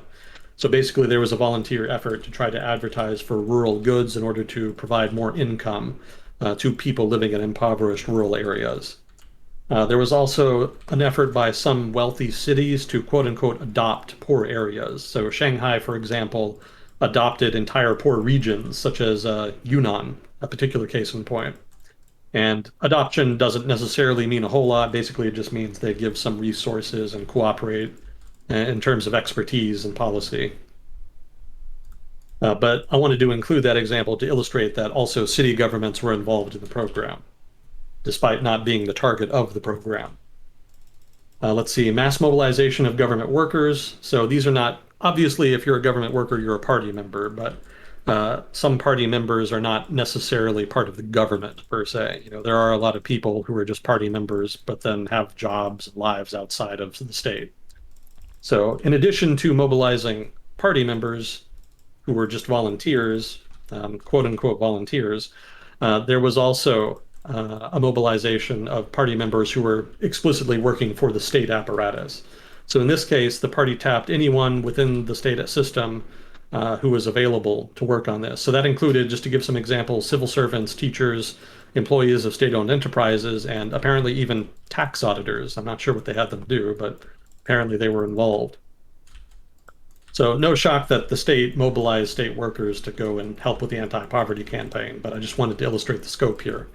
Health services, so healthcare workers were also encouraged to visit remote areas to do checkups and provide minor surgeries. And universities also sent teams to monitor and evaluate progress. Apparently that was an effort to provide more data for the program. Data is very important in public policy. That's kind of the metric by which you can evaluate success and direction, trends, etc. So universities were pushed by the party basically to help provide such data. And then there was also some help from the private sector. Private companies participated basically in order to build social capital. If you ever do business in China, it's really important to build networks with party officials because if you don't have connections within the government, you could be at the losing end of a bureaucratic knife fight basically, and then you're kind of screwed. So it's important to have good enough connections to ensure you're not predated upon by predatory party officials. So that's the background here. But basically, private companies wanted to build relations with officials, and as part of that, they agreed to send executives into the countryside for team building exercises. What would those be? Sorry, what? What would those be? Oh, it's exactly the same as, in the West, just, goofy shit where you, I don't know, run track or, run an obstacle course or do, I don't know, just whatever kind of stereotypical corporate team building thing you can think of. And you get some cheaply made shirt at the end? So you can always Well, remember I it. don't know about that, but just the fact that they're there at all means that they're spending money because they need a place to stay, they need food, etc. Mm. So that helps push at least some money into the rural areas. They also sponsored, that is to say, private companies who were participating in the program also sponsored the construction of entirely new villages, apparently. That's probably a part of the government's urbanization program. Uh, but as I'll kind of touch on later, one of the things the government did as part of the program is to provide new housing for people. So basically, some private companies helped finance that. Let's see. So that's an example of these are all examples of the party mobilizing different actors within society to help with the program. And as you saw, well, heard, not all of them explicitly work for the state or are necessarily party members. The private sector actors, companies, healthcare workers, universities, etc. These are all institutions within China that are kind of in varying degrees separate from the state. And the fact that the party can mobilize them for this anti-poverty program illustrates the scope of the party's power. You said something Uh, earlier that made me kind of raise an eyebrow. what's All that? government workers are party members. So, Yeah, they're not going to let you work if you're not a member. right. And in the US, we have different people who work in government. Many of them just have like a simple office job. So their party alignment wouldn't really matter for their job. Yeah. So that kind of makes me think like, how do you demonstrate your party loyalty in China then? Because if you have to like have that as part of your regular toolkit to have access to a bunch of different jobs, It's not as exciting as you think. there's no rite of So, passage or crazy ritual or anything. so if you want to be a member of the party, what happens is that the party recruits people very young. Mm. They kind of recruit people, of all ages, but generally they like to target people who are younger, who get like really good grades and who basically are overachievers. Hmm. Those are the kinds of people the party prefers to join up. So those people are, they have youth leagues and whatnot in China. So the people who do really well in school and whatnot, those people are not required to join the party, but they are encouraged to do so. And the people who are interested generally have a pretty easy time of it if they meet those qualifications. The party has kind of gone out of its way over the past couple decades to kind of broaden its membership. They've really encouraged, for example, um, business executives, what CEOs and whatnot to join the party, for example, which they hadn't really done before. But the idea there is to try to get more voices from the private sector into the party's deliberations on policy. Obviously, if you're a CEO, you're all for it because that just means you have greater access to the party, better connections, etc. Hmm. So that's just a win-win for you. But for the party, that was kind of an interesting move. It makes sense, but it was a substantive change for them to start opening the doors that way. But beyond explicitly targeting powerful new actors in China that have emerged over the past couple decades, in general, the process is to cultivate the young and to try to get the best of them to join the party. And those people kind of go on to universities, grad schools and whatnot, and then they come back to China and they either, do their own thing. Maybe they get a job in the private sector, or, so hopes the party, they join government and become some kind of official at some level of government. I can see how that would create prestige for joining if it's like only the best students get offered to join. So it kind of says that if you're a party member, you're smart if they're picking the smart kids. Yeah, there is some prestige, but also keep in mind that educational attainment in China can vary pretty wildly depending on region. Hmm. We talked last time about how the coastal regions of China have experienced most of the economic growth. Hmm.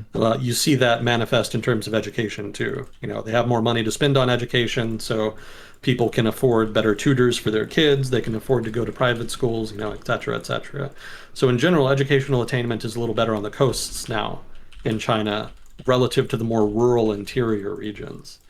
And so, yes, they recruit from the best and brightest, but in the rural areas, the best and brightest are not getting as good an education as people on the coasts. Hmm.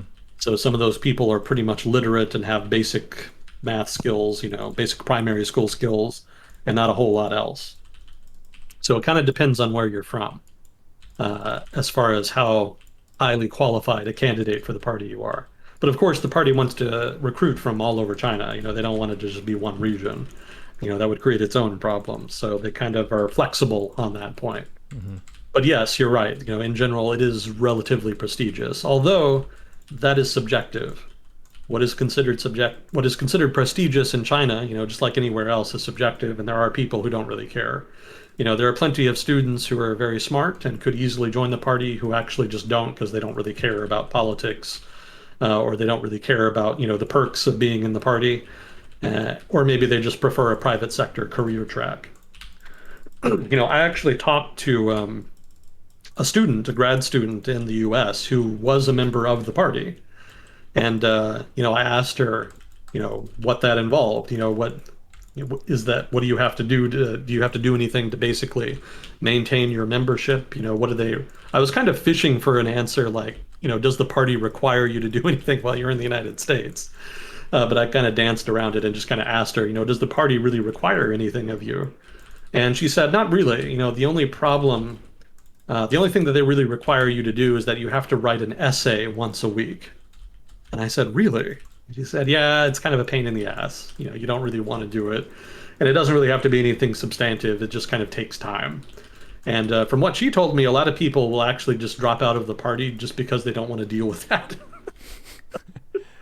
The weekly essay assignment is apparently something of a barrier for people. So, if you're really smart and obviously you're pretty smart if you go to grad school. So, if you're an achiever and you're like doing well in your career corporate job, or if you're going to grad school, a job in China's government is not necessarily the most attractive career track for you. You could probably make more money in the private sector. So a lot of people don't necessarily care about being a member of the party, even if those people have been members of the party since they were very young because they qualified.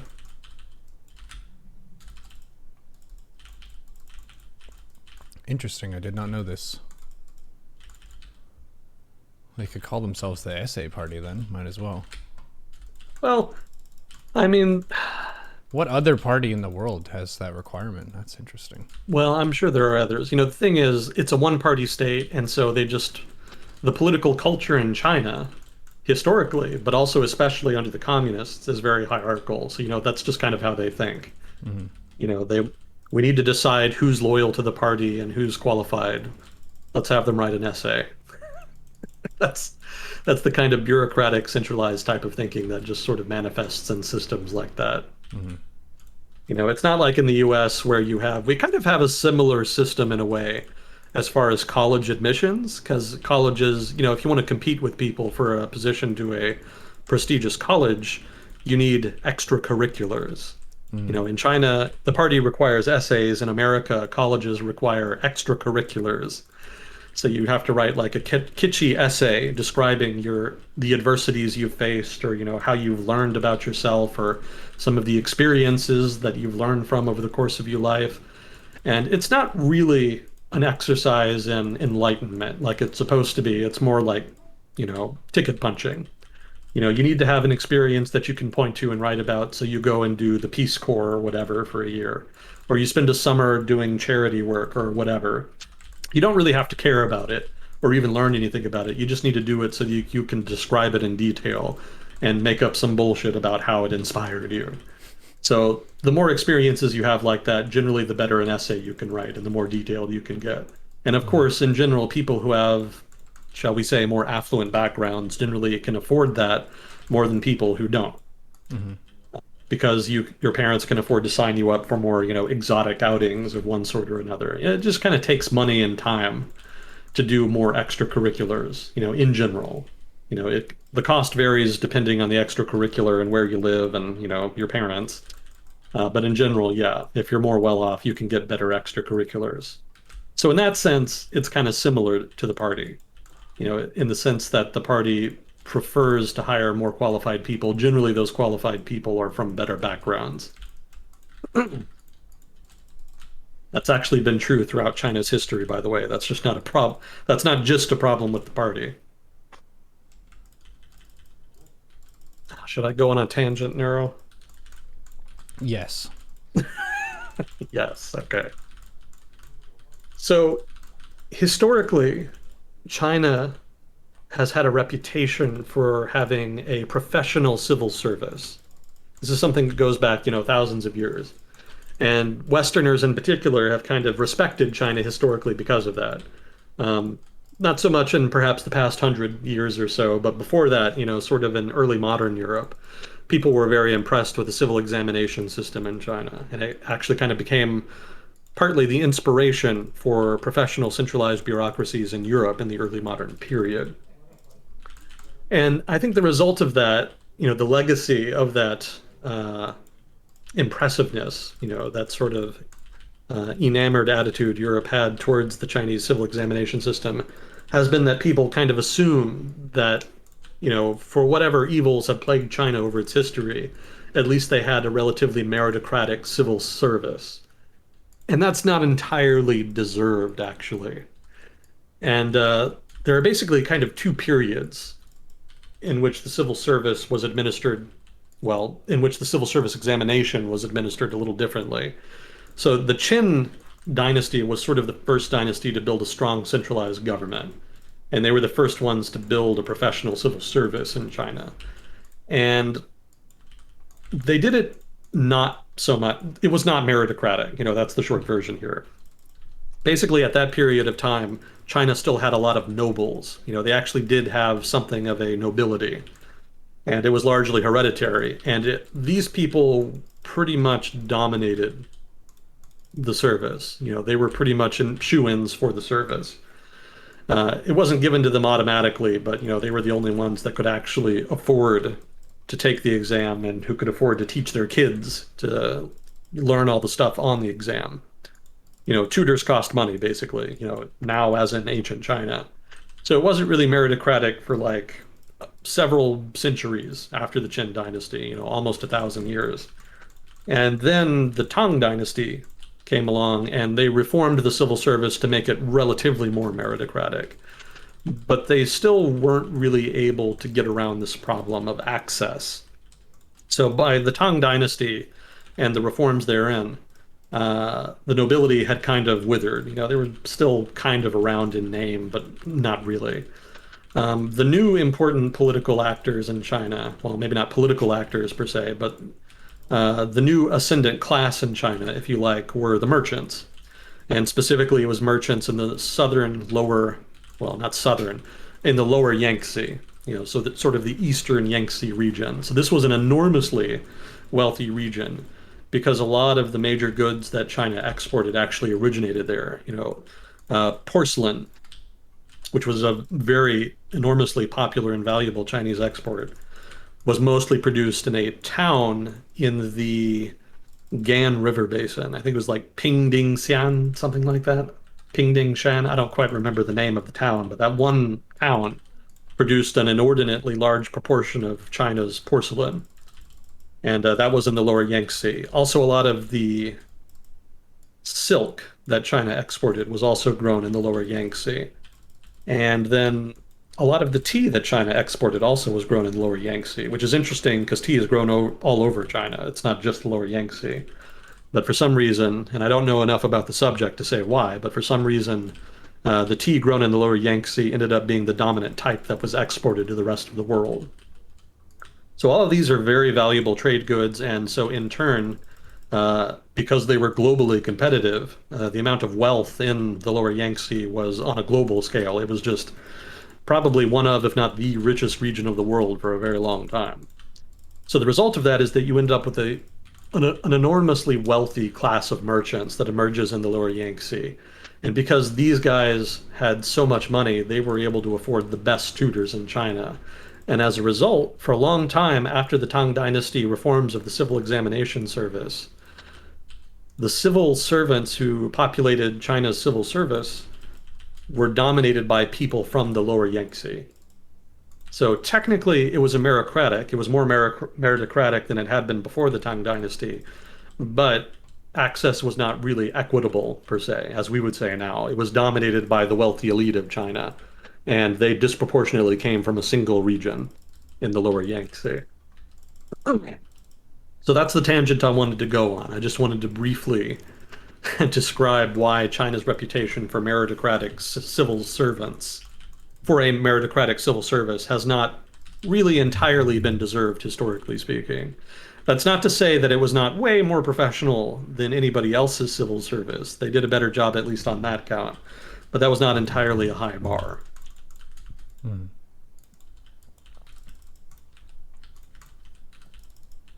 Ahead of its time, but still imperfect. Exactly.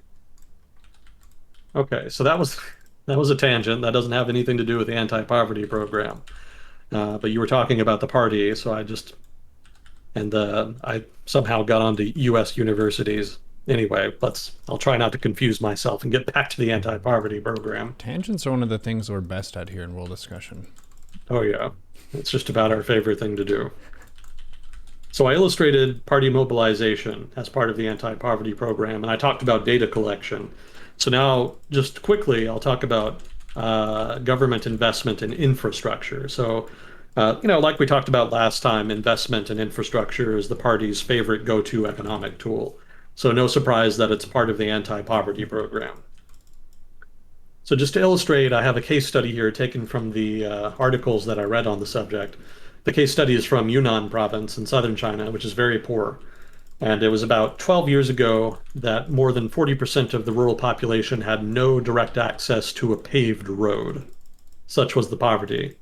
So in 2017, workers paved, well, this one town, basically, Bangdong. Workers paved Bangdong's first street. And then by 2019, they had modernized all the town's remaining roads. Nearby, there was a new highway tunnel built through a mountain that had once isolated this particular town, Bangdong, and there was also a half-built bridge. A half-built bridge? I'm not sure what that means, but basically they built a bridge across the Mekong River, which runs through Yunnan province. So these improvements obviously improved access to markets, so they had greater access to better prices for cash crops, and also better access to healthcare facilities in the province and educational facilities. So roads, bridges, as well as roads are all the kinds of infrastructure that the government invested in here.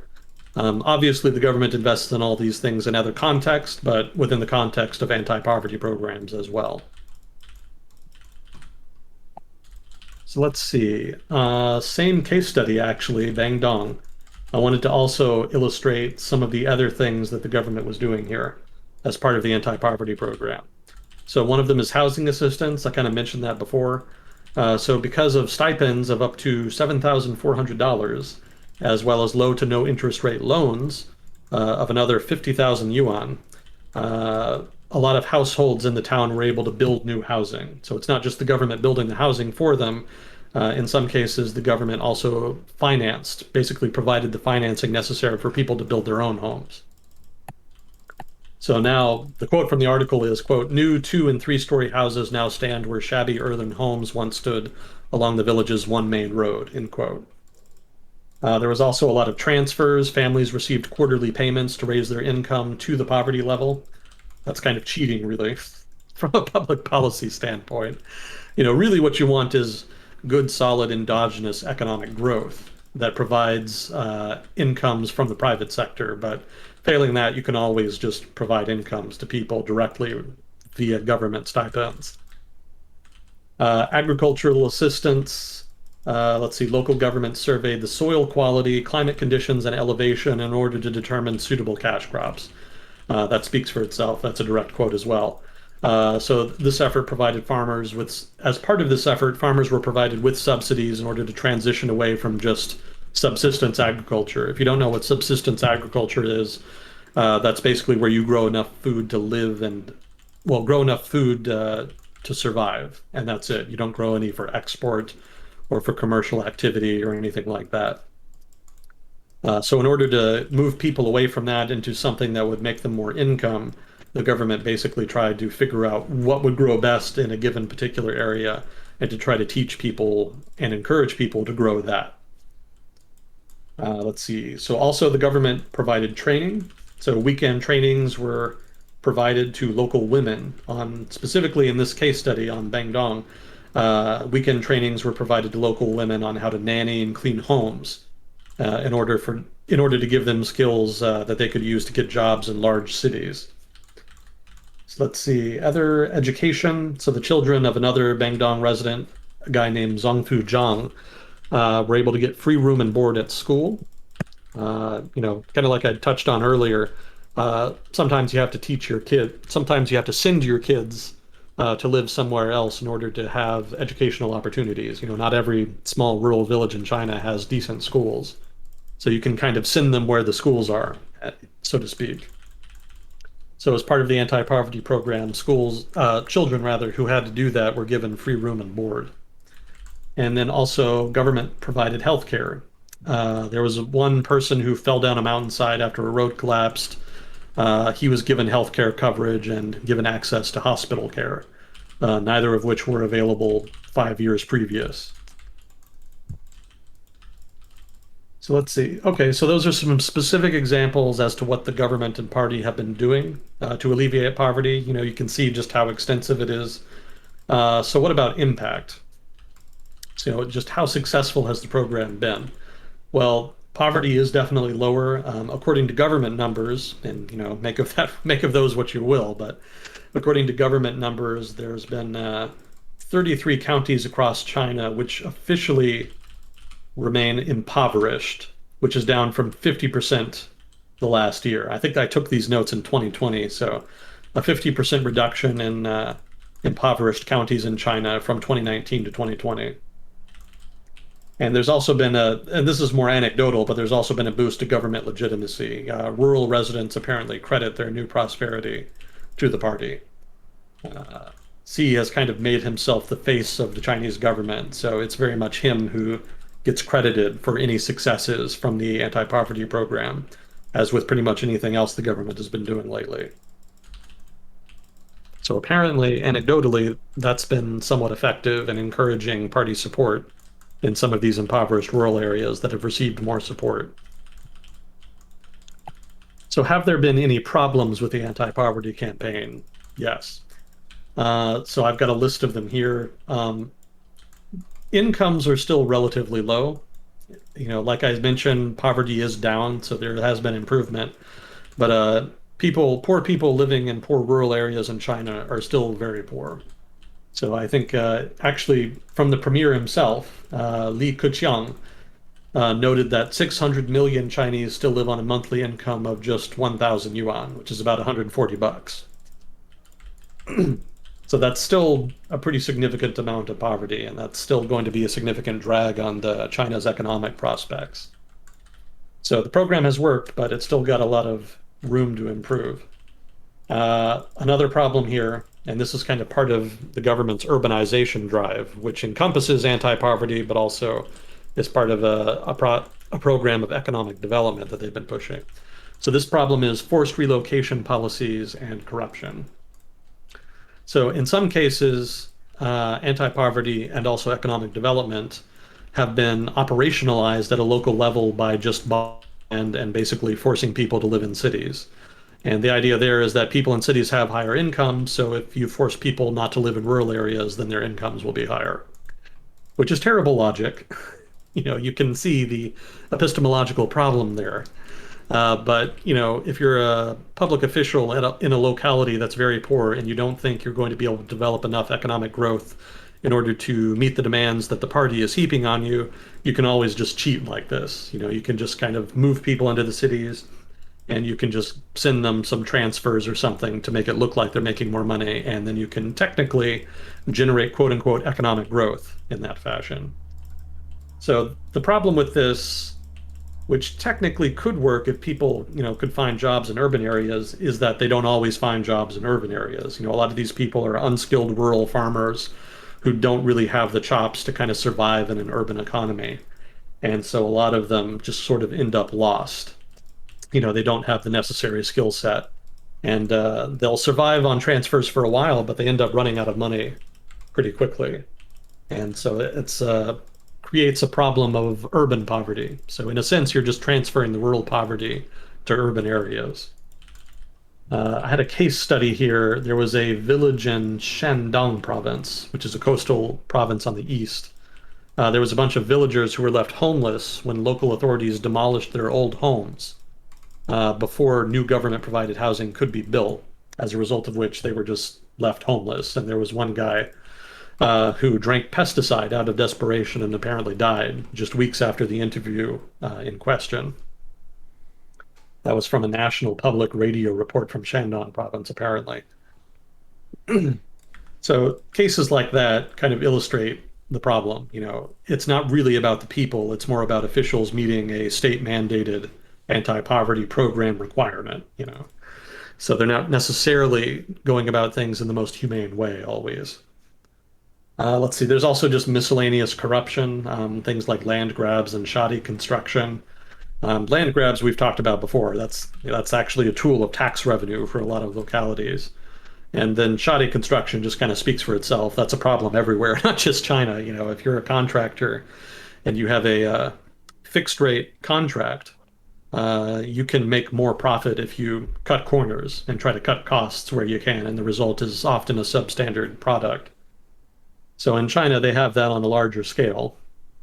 I think the case study I had here is that there were locals in a village in southern Yunnan who were unsurprised, is the quote from the article. They were unsurprised when a new road slated to be 8 meters wide ended up being only 5.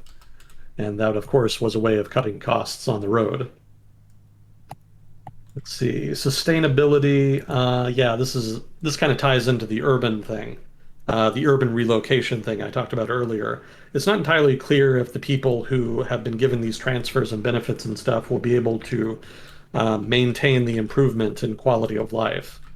And so the case study here was there was a guy here. Let me see, a Bandung resident again. He had been given by the government just a whole bunch of boxes of unsold tea, and that was part of an effort by the government to try to get him into the tea trade. They thought that he could grow tea and sell it and make money off of that. But instead, he just kind of piled up the tea at his house and didn't know what to do with it. Because he didn't know what to do with it.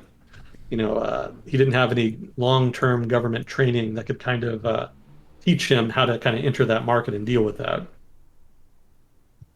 Also, he didn't know how to market it. He didn't have any kind of network with which to sell it through.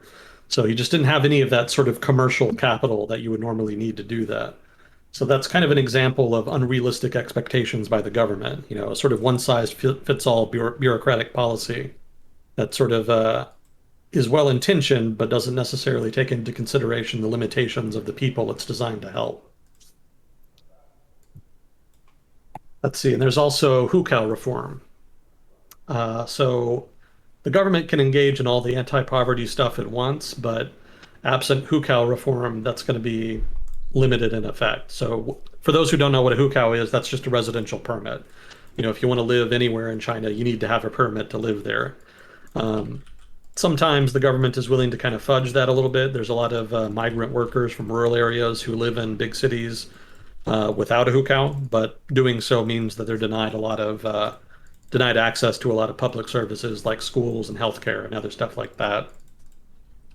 So if the government really wanted to deal with poverty, one of the big ways it could do that is to try to give Hukou to migrant workers who don't have one yet, or to liberalize the Hukou system so that it's just easier for migrant workers to get access to those public services.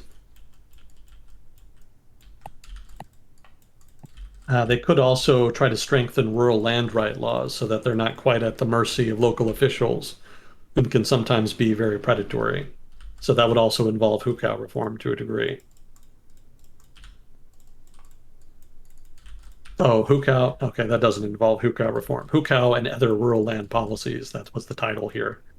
So reforming the Hukou would improve access to public resources. And then as far as land rights, liberalizing that so that people have more ownership of their land would mean that people wouldn't need Hukou as much. They could probably do just as well staying on their farm.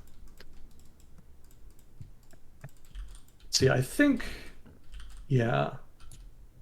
For those of you interested in the article that I got this stuff on the anti-poverty program from, and most of it just came from that, because I just thought it was a really good detailed article illustrating how the government does stuff like this.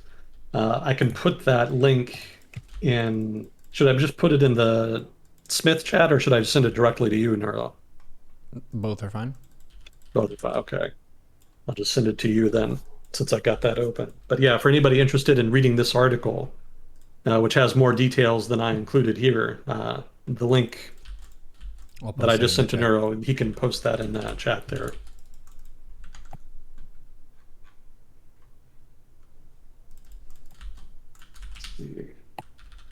And I think there was some additional reading I had. This wasn't really something I based the notes off of, but it's also relevant. So I guess I can put that in as well. So how are we doing on time? It says page not found. The link might be wrong. Oh, you the posted it link? twice. I got it. Oh, those are two different articles. There wasn't a space between them, so I just copied and it went, no. Oh. Okay. We got it. Maybe. It works. Oh, okay.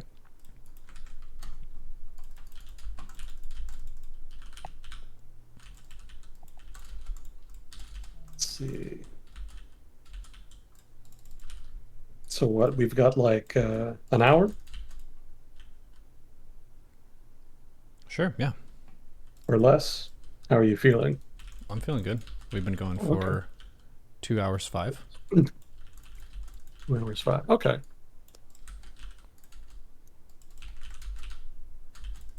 Have we been getting any questions at all? A few. I've said some of them just out loud. Like, oh, chat Oh, asked okay. this, chat asked that. That works too. Let's see. Get over here.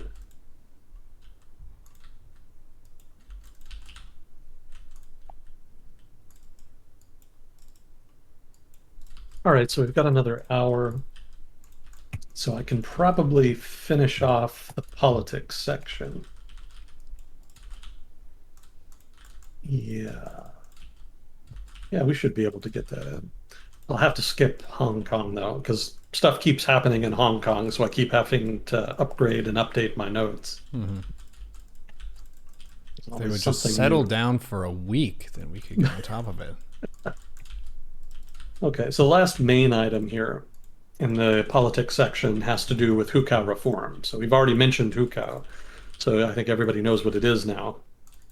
So some of the changes to Hukou involve the specific study here that I took these notes on talked about how Hukou is not as popular as it used to be.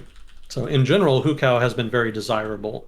I should say urban Hukou has been very desirable because historically you've been able to get better public services in urban areas than in rural areas because the Communist Party focused a lot more on developing urban areas than rural areas. You know, they wanted to modernize the economy, so they built up mines and other industries. And so that kind of lent itself to more of a focus on urban development. So historically, they were much desired, but now not so much. So I thought it would be interesting to kind of dig in to some of the reasons why. So I'll skip all the survey stuff. That's more if people want to ask about it. Okay, so there are basically some rural factors here and then some urban factors. So one of the rural factors here is speculation. So urbanization, the growth of Chinese cities has meant that there's more and more demand for rural land on the periphery of cities. You know, obviously real estate is a major industry in China, famously so. And so that's driven up the prices of rural land just outside of major cities. And so that's led to no small amount of speculation on the price of land. And that's meant that it actually makes sense to stay in a rural area instead of trying to find work in a city if you can basically gamble on the price of land. And so that's reduced the attraction of the urban hukou. You know, some people are staying in rural areas to basically engage in real estate speculation. Let's see, another reason here, another rural factor here is greater public support. So like I said before, the government has historically focused more on urban development, but more recently, like I kind of illustrated with the anti-poverty section, the government has been focusing more on rural development.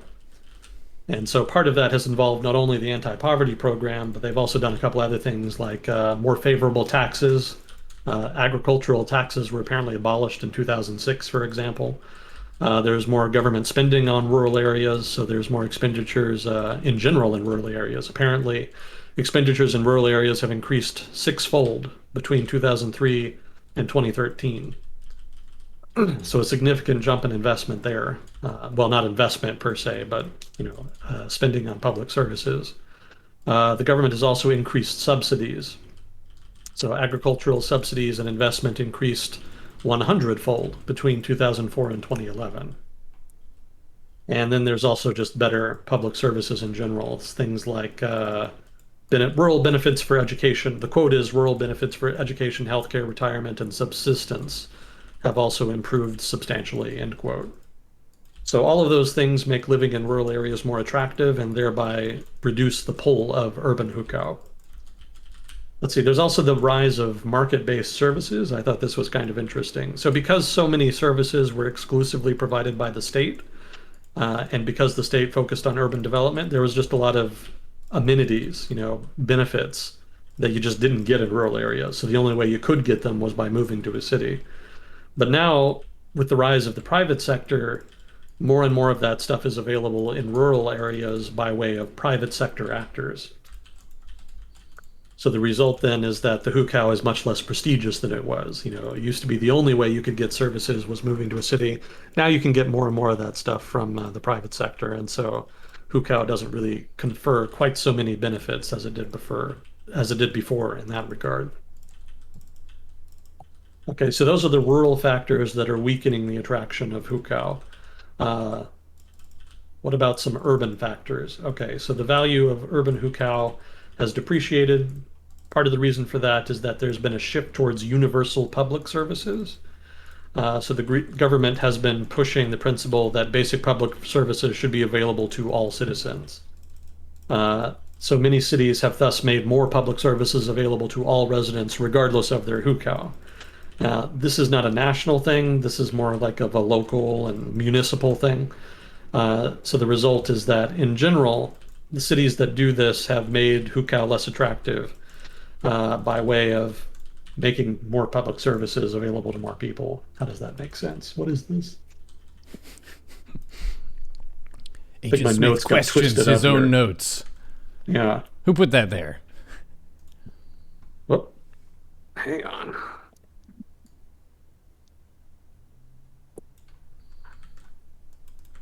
Well, you would think that would make hukou more attractive, not less attractive. So I'm not sure what the article was referring to there. So I guess I have to skip that one. That doesn't make sense.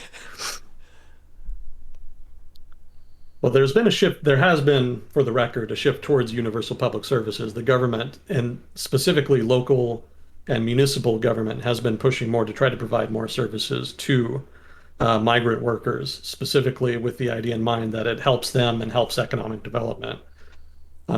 Also, it helps reduce poverty, so that's also a plus. But it's not necessarily something being pushed at the national level yet, I don't believe.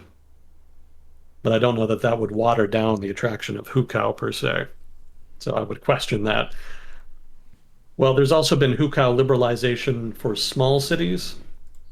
And so that's made it a little easier to get. But the trouble there is that it's a little harder. Well, it's not as attractive to go to a secondary city, a second-tier city, than it is a first-tier city.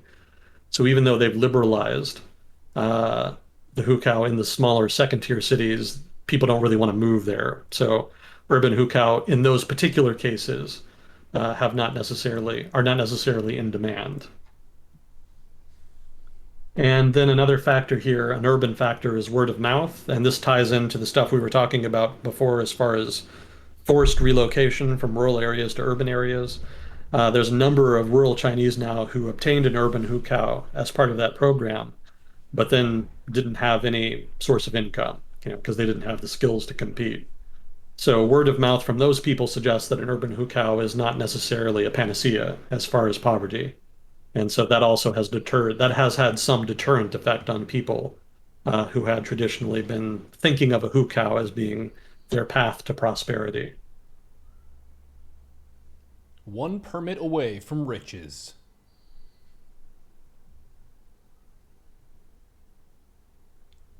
Oh, I think I know what I was on that earlier. So basic public services are being provided as part of this push towards universal public service.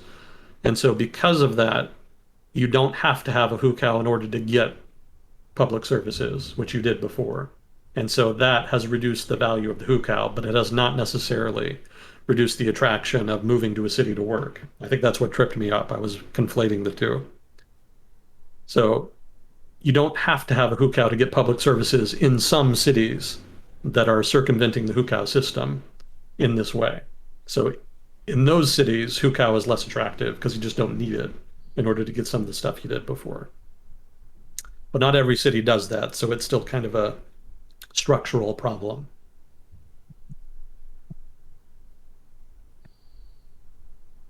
So these are all just reasons why the Hukou is not as attractive as it used to be. It's not as useful. It still represents a structural problem in Chinese society because, not every city has waived the requirement to get public services, but there has been a shift in that direction. But overall, Hukou is not as potent and powerful a force in Chinese bureaucracy as it used to be. It's kind of getting watered down over time.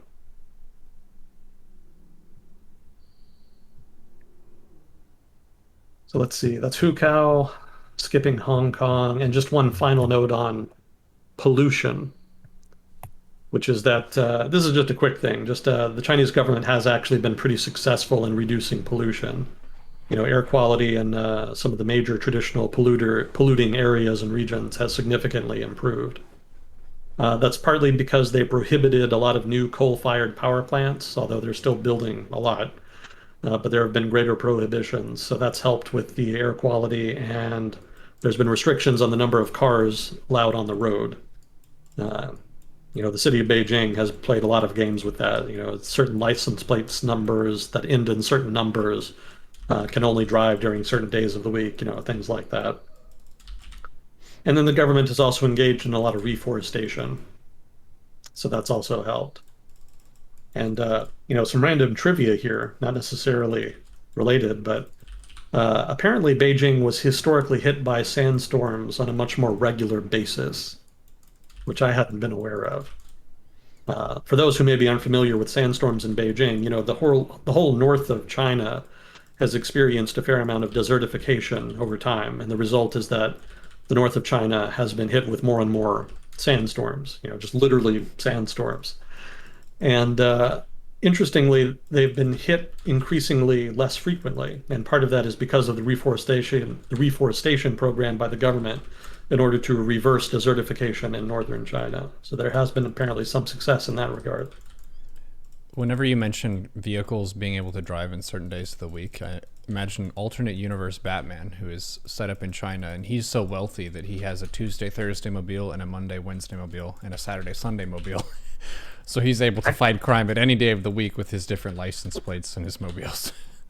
Well, a lot of people do that. A lot of people will actually try to get cars with different plates to kind of get around the restrictions specifically for that reason.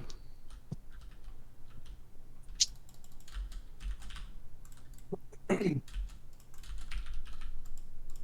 I remember, what was I remember? They had some new rule they implemented.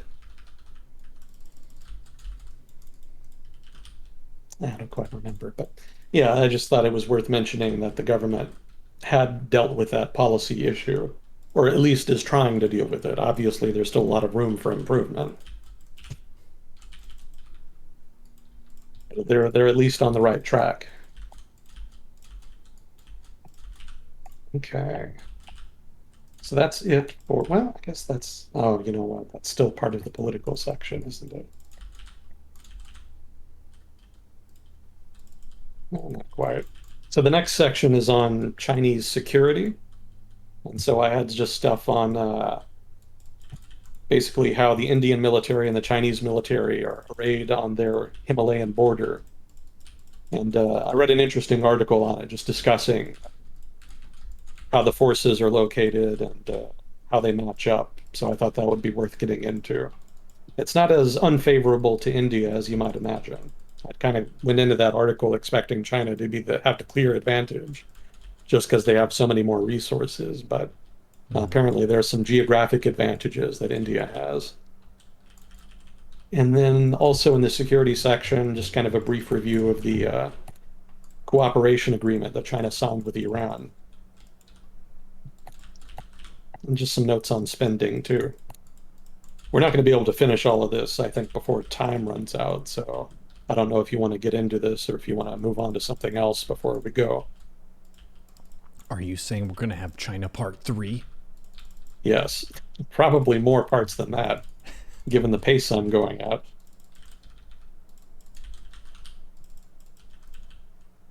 Well, let's heck and go then. We're gonna have to do it at some point. All right, let's jump in here. Okay, so I didn't record the article I got this from, unfortunately. I tried to make a habit of writing down the links to the articles that I get these notes from, because I know some people want links and stuff, sources. I think somebody in particular was asking for sources last time. I think I actually do have that. Let me see. I had that in corrections. I actually do have some corrections to get to. I'll try to squeeze those in at the end. Oh yeah, okay. I don't remember what we were talking about exactly, but somebody was asking for sources, and I wrote down here the articles in question, so I'll send those to you. Oh, it was from subscriber Sarai. That's the guy's screen name. He was asking for sources on the subject matter last time. So the specific topic in question, I was sourcing from these articles. Oh, I just posted those in the wrong thing.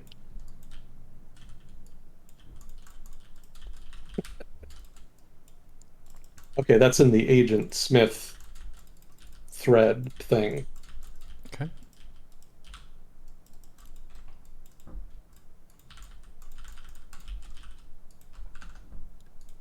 I'm not very good at navigating Discord.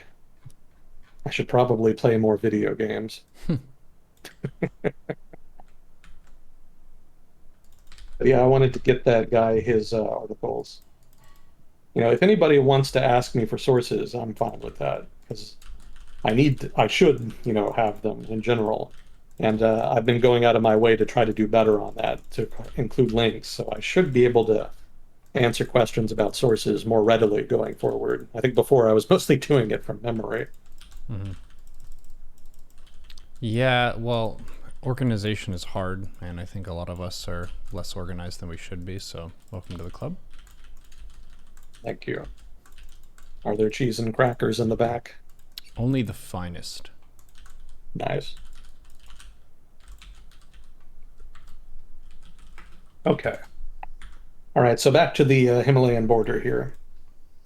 So let's see, it's been a while since I've looked at these, so you're going to have to give me a minute here to kind of catch up. Right, okay, so as far as Chinese air power in southwestern Tibet, they're actually at a little bit of a disadvantage because their aircraft can only take off with about half of their maximum payload and fuel, and that's because of the high altitude. You know, the air is very thin, and so they have to take off with a reduced payload in order to basically take to the air in order to take off. And also, geographic and weather conditions are pretty difficult in Tibet in general, so that also means it's a little tricky to fly in the area. So India has a bit of an advantage in that regard because their territory, well, they have bases in the area that are at a lower altitude. You know, Tibet famously is at a very high altitude. So there's not really anywhere the Chinese can base from in the region that's at a low altitude. India, in contrast, has the advantage of the Gangetic Plain, which is very low altitude. So they can afford to take off with their maximum payload and then fly up to, you know, wherever the action is. So that's a kind of a structural advantage that the Indian Air Force has in the area. Let's see. So let's see. The article in question here also compared air forces. I already talked about geography. So let's see, aircraft. So in India, they use the the Sukhoi 30 MKI, and apparently that's superior to all theater Chinese fighters, which kind of surprised me because I figured they were using pretty much the same stuff. Both India and China buy a lot of aircraft from Russia. So I would have expected the models to be pretty similar, but apparently India's models are more modern. You know, the Su-30 MKI is apparently superior to the J11 and Su-27 models. No surprise it's superior to the Su-27, but So a J11 question, is a little bit of a surprise. What? why would they invest in a more modern aircraft? Would it be because they perceive greater immediate threat with maybe tension with Pakistan or something? That's part of it. But I also think it just has to do with greater investment over the past couple decades. What happened is that India's economy was pretty slow growing for like 40 years after independence. Mm-hmm. They even had a name for it in development economics. They used to call it the Hindu rate of growth because they never really seemed to be able to get past like 1 or 2 percentage points of GDP growth a year. Mm-hmm. And then what happened is there was a big economic reform in the early 90s that opened up the economy, and India's economy has grown much better since then. So the result is that the Indian government has had a lot more resources to work with as far as military procurement. So I think that has more to do with procuring better equipment more recently. They've just been able to afford better stuff more recently, whereas China has kind of been buying stuff pretty consistently over the past couple of decades. Obviously, they've been spending a lot more recently as their economy has also taken off, but their focus has been sort of diffused amongst a whole bunch of military responsibilities and procurement, whereas India has been able to focus on like areas of core concern. So Indian Air Force and Indian Navy in particular, I think, have gotten most of those resources recently. Indian Navy because of China, and then Indian Air Force because more of Pakistan. Mm-hmm. Although in this case, China as well. I would have to read more about it to give you a better answer than that. That's a little wishy-washy. But basically, that's my impression. They've been spending more money more recently than China has. Also, I guess it's worth mentioning China has an indigenization program. India does too, notoriously, but they've been giving that, they've been kind of focusing a little more. They've been more willing to import, I think, more recently, whereas China has been a lot more focused on forcing the military to buy indigenously made fighters. Yeah, You know, they, indigenization program in this case means you're trying to develop your own plane models. yeah, yeah. Yeah, India has that too, but it hasn't really been as successful as China's, and at least in terms of producing a workable fighter. Mm-hmm. I think they have the Tejas fighter. Not sure how to pronounce that, but I don't think it's as far along as some of the Chinese fighters that have been getting made. Let's see. So regardless, basically India has better fighters in and around Tibet. That's the key takeaway there. I'm not entirely sure why exactly they have the more modern stuff, but they do. Presumably because they've bought more modern stuff more recently. In terms of quantity, China has a total of about 101 fourth generation fighters in the theater, most of which they actually have dedicated to defending the border with Russia. They do have a small border with Russia in the northwest, but Russia has forces deployed in Tajikistan and Kyrgyzstan. So even if they don't really have much of a border with Russia, they still have to worry about Russian forces. So apparently, a lot of the fighter assets they have are more dedicated to the northern part of Tibet, as well as more in Xinjiang, in order to protect against any potential issues with Russia. I don't really think they have any issues with Russia right now, but China and Russia are not as like friendly as people kind of assume they are. I've heard people say that Russia and China are allies, and that's not really true. They're more like partners. They're not friendly enough anyway to ward off potential concerns about military activity. Yeah, I think So, a lot of people have like the mental shortcut of, oh, they must be like communist bros, like because they're both communists, but no, they're very different groups and they don't have as much overlap as maybe you would think. yeah, yeah, not really much. They have Even different during the problems to solve. It would be another way of framing Well, it. they're both driven by self-interest. Mm-hmm. I mean, they're authoritarian states, so that's very much their mindset. So they don't really have friends, they have interests. Mm-hmm. And while they're willing to cooperate as far as needling the United States, as well as, pursuing certain other common areas of concern like regional security, beyond that, very much focused on their own benefit. And if they can do it at the expense of one or the other partner, they're quite willing to do that. I think the famous example of that I can think of is after the Crimean drama back in 2014, Europe placed a lot of sanctions on Russia. And Russia, as a result, ended up selling less natural gas, I think. Basically, it was more expensive anyway. And so Russia then felt it needed to cultivate other markets so that it wouldn't be as dependent on the European market. And naturally, they went to China and tried to negotiate a new deal in order to sell more natural gas and develop infrastructure. And they assumed that they would be able to get favorable terms, since, of course, they're buddies. And Beijing did not take that attitude. They did. They had the impression that if Russia needed to sell more gas to China, then that would mean that they had leverage to negotiate lower prices for that natural gas. And the Russians were a bit disappointed to find that they had no choice but to give in to that demand. So they ended up not with they ended up with a natural gas deal. You know, they were able to cultivate better ties there, but the prices were not, well, they were not higher, certainly. They were much lower than they were hoping for. So both parties are very opportunistic, more so than allied. You know, they don't really have an affinity for each other, like, say, the United States does for France or something like that. You know, they're not strategic allies in that sense. Let's see. So anyway, quantity, China has about 101 4G fighters in the region, and India has about 122 of roughly comparable make. And all of them are solely directed at China, whereas well, a lot of the Chinese fighters are sort of diffused in responsibility between Tibet and then northern Xinjiang. So let's see. So that's quantity, small quantitative edge there for India. What about quality? So in terms of initiative, there's apparently been, I'll just give you the quote here. Quote, recent PLAAF, that's Chinese Air Force, exercises with unscripted scenarios have found that pilots are excessively reliant upon ground control for tactical direction, end quote. Now, this is actually a problem that a lot of air forces in the Eastern Bloc during the Cold War had. It's just kind of the doctrine that the Soviets developed, and they kind of exported that to all of their communist allies.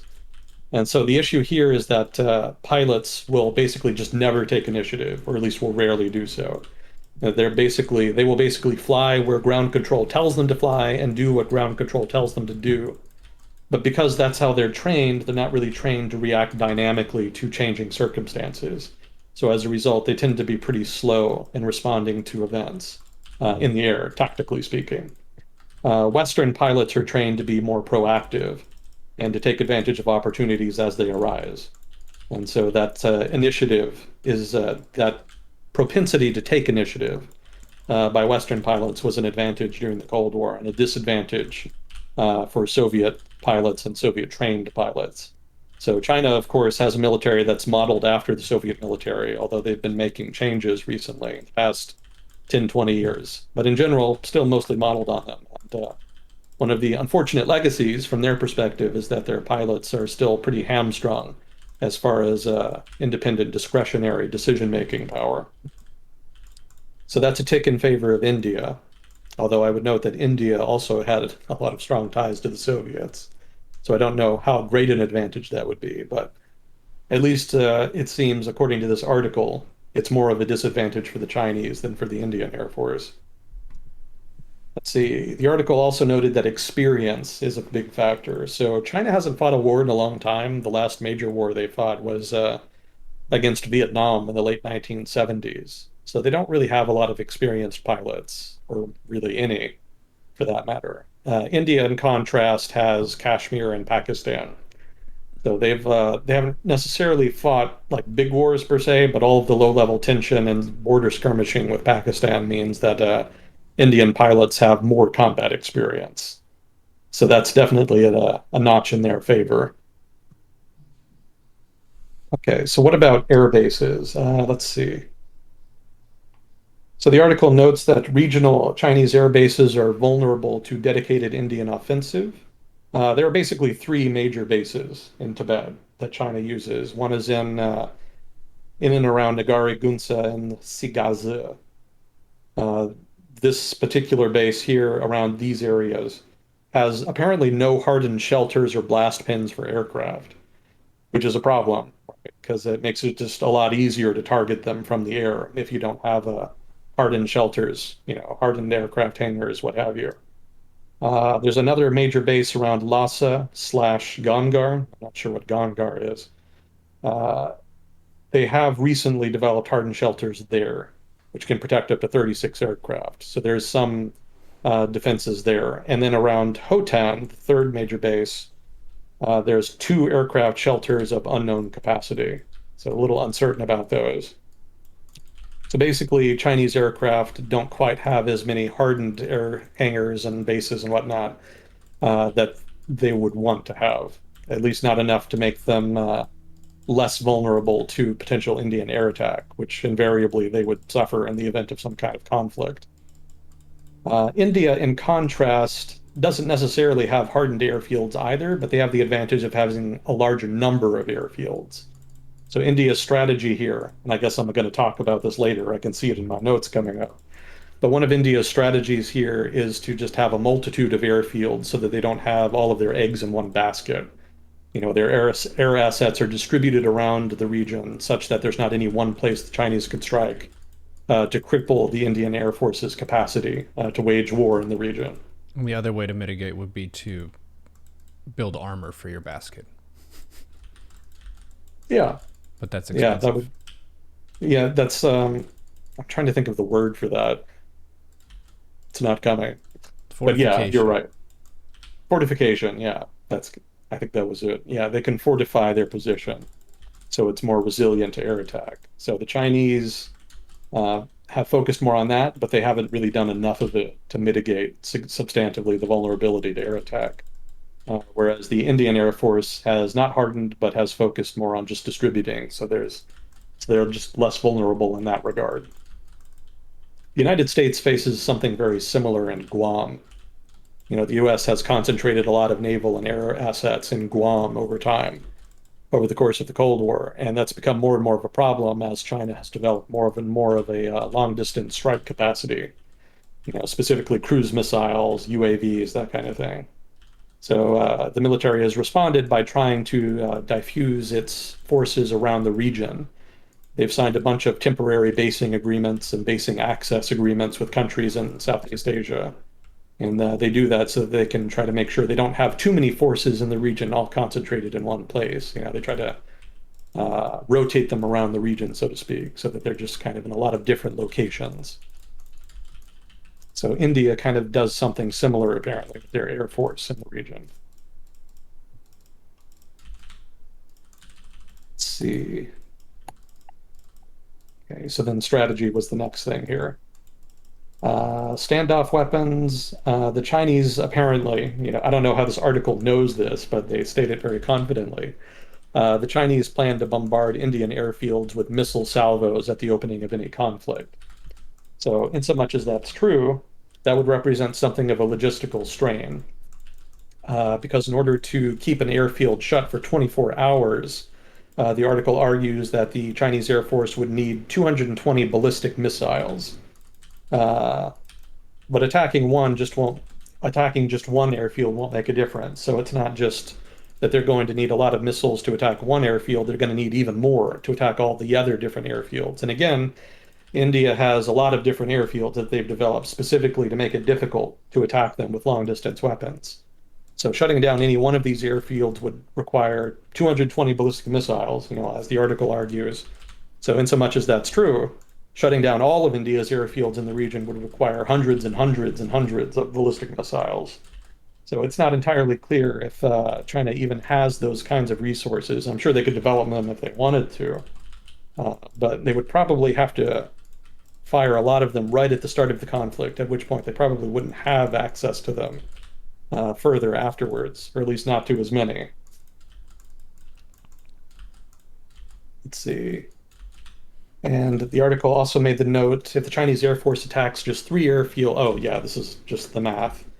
So if they attack 3 airfields, it would take 660 missiles per day for attacking the runway and taxi track alone. Since obviously, if you bomb an airfield, you can shut it down for, an extended period of time. But if you know your airfield is going to get bombed, then it kind of behooves you to develop a capacity to repair it.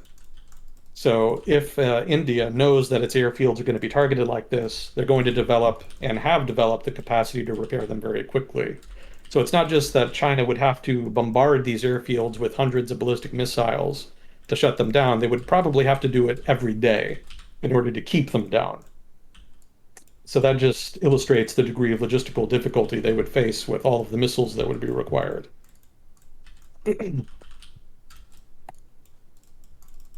Let's see. Oh, in the article, again, I don't know how they know this exactly, but apparently China has a stock of 1,000 to 1,200 medium range and short range ballistic missiles.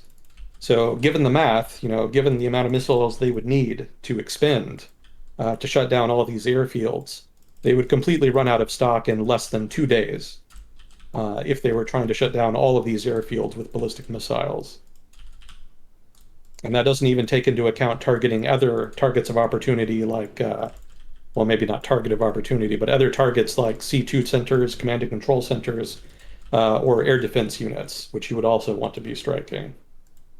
So basically, the article makes the point that China doesn't really have the standoff strike capacity to really shut down Indian air power in the region, despite the fact that that's their sort of go-to strategy, apparently.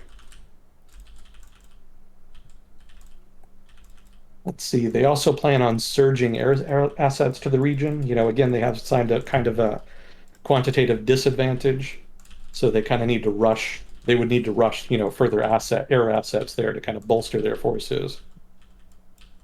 Let's see. But that presents another logistical difficulty here. IIF superiority in the early part of a conflict would mean that they would be able to target logistical routes that would be used to transport fuel, weapons, and whatnot that aircraft would need. So at the outset of a conflict, assuming the Indian Air Force were able to strike logistical choke points and other targets, it would be pretty difficult for the Chinese to rush air assets over like they would want to. I'm sure they could fly them there, but getting the other equipment and stuff they would need would probably be difficult. All the more so because it would be happening in an active combat zone.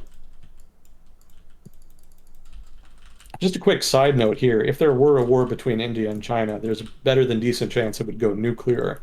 So both powers are very, very reluctant and hesitant about engaging in any kind of conflict that could escalate. So a lot of this debate that this article is making is very hypothetical. It's more about who has leverage as far as military power in the region than about wargaming and actual conflict, although you do have to wargame it to a degree to figure out who has leverage. Leverage does matter in so much as it determines, who has the more confidence and who has more leverage in negotiations, but it's unlikely that it will actually see it play out on the battlefield. So this is more strategic pontificating on the part of strategists trying to figure out who has leverage than it is an actual portrayal of what would actually happen in the event of a conflict. Because again, the conflict probably won't happen. Reminds me a little bit of imagining like which prehistoric dinosaur would beat the other. Or it's like, yeah, you can theory craft it and you can actually maybe predict it with some degree of accuracy, but is it going to happen? Probably not. Probably not. Okay, let's see. And then another note on Chinese strategy here has to do with intelligence sharing.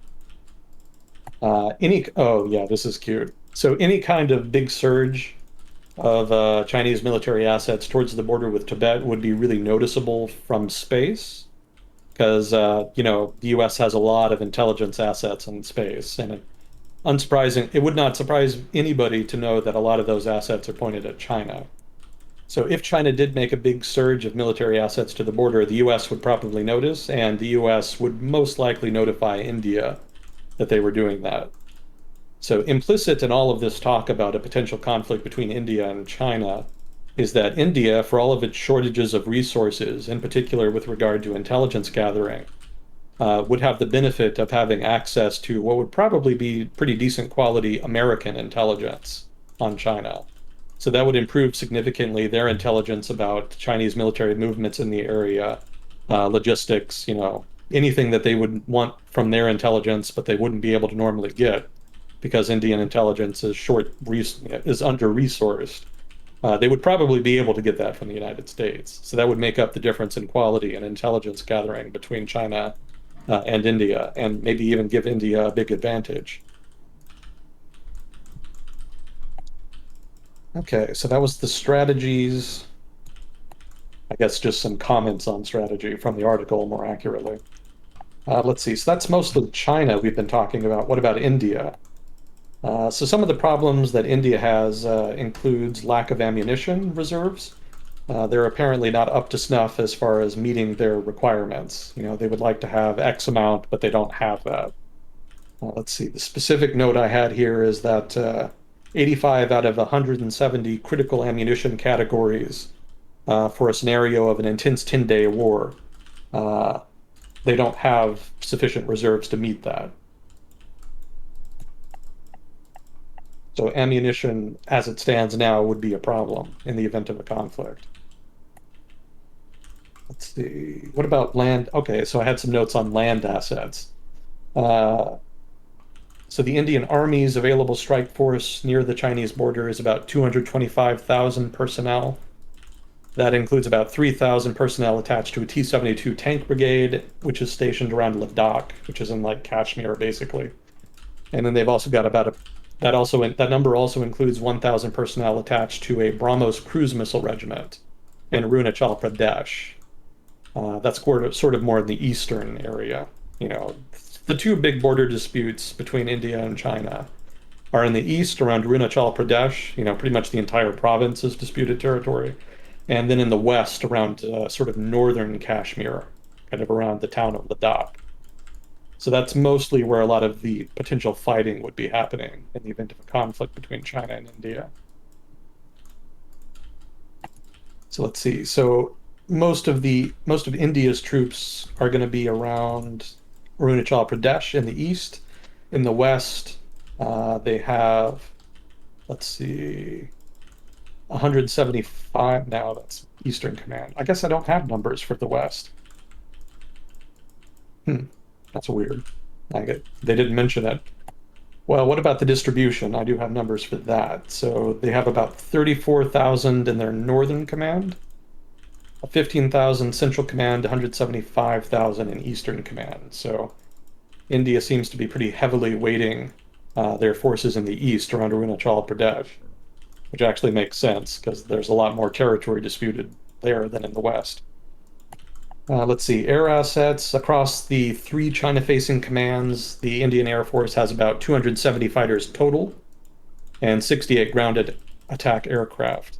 270 fighters, 68 ground attack aircraft. And they've got a network of advanced landing grounds. These are basically the different small air bases I mentioned earlier. And the distribution, it's kind of minutia. I'll kind of skip that. I think I have the article in question, so I can probably just... No, I don't either. I was going to say I could give the link, and people who wanted the minutia could kind of go read it, but I guess I don't have it. Let's see, I'll skip that because I know I'm running out of time. Proximity. Yeah, the proximity thing is that the Indian Air Force is closer to the border than China's Air Force, which shortens mobilization time. Let's see, Chinese forces... China has about 200,000 to 230,000 Chinese ground forces near the Western Theater Command, which includes, I think, Tibet and Xinjiang military districts. And a significant portion, the article notes that a significant proportion of these forces will be unavailable because they would be reserved either for Russian taskings, is the phrase the article used, basically. In a position to deal with Russia should something arise, just as a contingency. And then another chunk would be focused on counterinsurgency in Xinjiang and Tibet. I don't know that there's really any counterinsurgency in Xinjiang or Tibet right now, but the party obviously is worried about it. So they keep a lot of forces deployed there just in case. So the article makes the point that a lot of the forces China has in Western China are actually dedicated either to Russia or to contingency planning for counterinsurgency in Tibet and Xinjiang. So a lot of those forces are not really facing India right now. So in the event of a conflict, they would be pretty severely shorthanded relative to Indian ground forces, which again are deployed pretty close to the border and are readily available specifically for anti-China duty of one sort or another. Let's see, proximity, I already talked about that. Yeah, I think that's the gist of it, because I know I've got like 10 minutes left.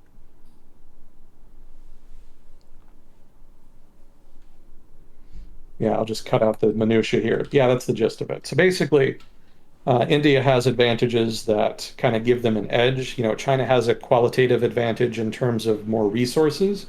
They've been able to spend a lot more money on their military, and some of their equipment is actually better quality.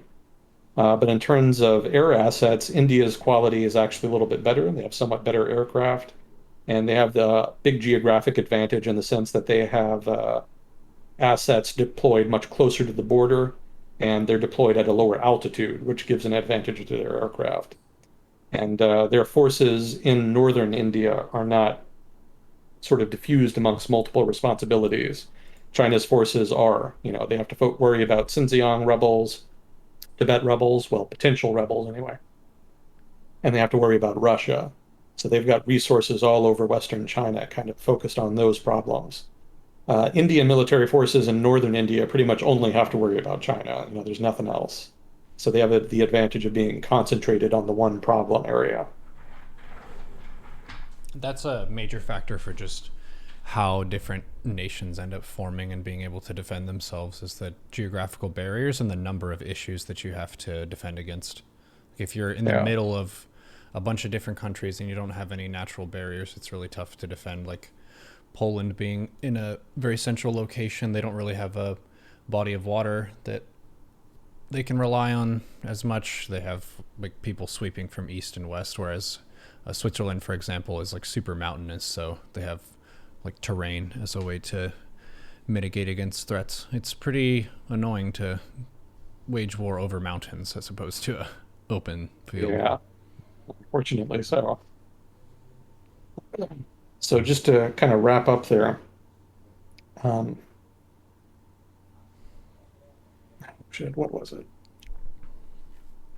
Oh, right. India has a strategic advantage also because they've diffused their air base. They diffused their air force onto multiple air bases, whereas China just has a handful. And also that handful is not particularly well defended, which is going to create problems. And also their quantitative and qualitative inferiority in air assets would be a problem in the early stages of a conflict, because the Indian Air Force would be able to attack the logistical routes that would be used to try to bolster any Chinese forces in the West.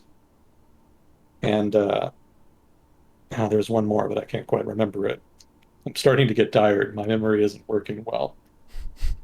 But yeah, I just wanted to try to summarize all of that because I know there was a lot of like detail and minutia there that probably bored people. So the quick summary at the end here just kind of ties everything up together. But yeah, that's it for the comparison there between China and India. I was just surprised by how well India did. I was expecting them to be just like way worse off than they actually ended up being. So I thought that article was really interesting for that reason. And I guess in the few minutes we have left here, I just wanted to do some corrections real quick. As a leveling with you about the memory thing of forgetting stuff, I had a really fun one between yesterday and today where for our guild, there was a raider who was going to be absent. So we needed to say, who can fill this spot? Is anyone available tomorrow? And someone said, yeah, I can come.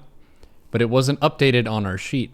So then today someone asked to join the raid. And I was like, well, I'm sorry, I don't know if we have a spot for you today. And he said, you said that I was going to have a spot yesterday. Oh, right. Right along then, you can join. Yeah, memory will fail you when you need it most. Yep. If something is happening while you're distracted, you're less likely to remember it. And then there's another fun feature known as event boundaries. Whenever you enter a new place, there's like a soft reset of whatever you're thinking of at the time because you're basically assessing your new environment making sure there are no threats, and then trying to figure out what your objective is. So maybe people in the chat have experiences where you went into a room to go get something, and then once you pass through the doorway, you're like, wait, why did I come here? That's a pretty normal thing, and the brain basically wants to cycle out some of its memory just so it doesn't get too overwhelmed. If you've noticed, like at the end of a day, it's a lot harder to keep track of everything. You feel more mentally fatigued. It's harder to stay fresh and focus really hard on a couple things because you have the weight of the full day. So different things like sleeping or event boundaries are ways to cycle out some of that memory so you can focus more on the new information coming in. I think a lot of people, they assume that there's something wrong with them because they forgot something, but forgetting things is a natural process of how memory is meant to work. I wish there was a natural process that would advance a little less rapidly with age, because I'm definitely feeling my age lately. There you go for the walks. There you go. I need to do the. You're not even the first person who suggested that to me. Now that I think about it, there's been other people too. I should get on that. Well, just real quick here. We talked last time about ranked choice voting in New York's elections. Apparently, it's not the mayoral election itself that has the ranked choice voting. It's actually the Democratic primary. So I was wrong about that. So New York does not have ranked choice voting for their mayoral election. The Democratic Party has ranked choice voting for their primary to decide their candidate for the mayoral election. So I wanted to get that out. The Dutch crime writer who was assassinated that I talked about last time was not actually assassinated. He didn't actually die. He was shot in the head and he was in critical condition, but he did not die. So I was actually wrong to say he'd been assassinated. I should have called it an assassination attempt. Although I would note that he actually, yeah, but I would note that he actually died a day or two ago. So now it actually is an assassination. So you were correct. I was not correct. At the time. At the time. But you ended up being correct. I ended up being right. Let's see. So I mispronounced, I'm probably going to mispronounce it again, bourgeois. I apparently pronounced bourgeoisie. So I should have said bourgeois. Although I could have sworn there was a different word, bourgeoisie. Like there's a noun called bourgeoisie, and isn't there a verb that's bourgeois? I thought that's what the difference was, but maybe I'm wrong. Somebody smarter than me can correct me on that. The bourgeoisie would be like the very well-to-do people. And then you would say something is bougie if it's of that kind of flavor. Yeah, it's a very bougie event. People are very well dressed and they're very quick to point out all their accolades, and there's a kind of measuring contest of everybody.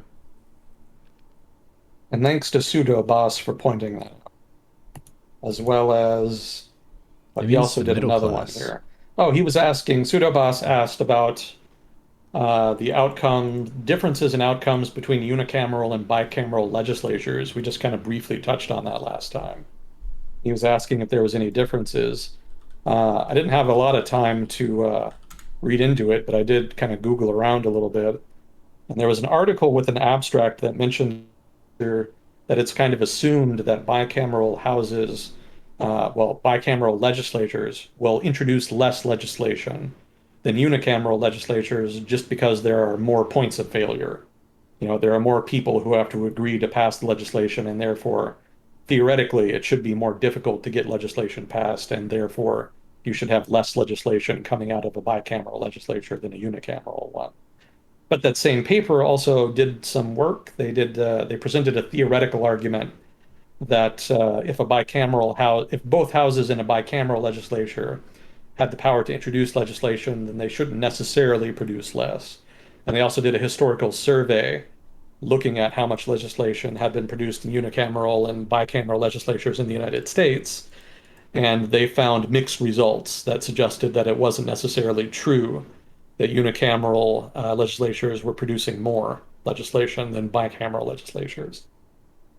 So in general, the literature seems to assume that theoretically bicameral legislatures should be producing less, but there's at least one paper that finds that's not necessarily true. So that doesn't necessarily answer the question Pseudo Boss asked, but That's what I was able to find on it. So hopefully that kind of satiates that question to some degree. Let's see. I already gave the sources to subscriber Sarai, and then I had a correction for myself from the chat just now. Bourgeoisie is a French loanword that means the middle class.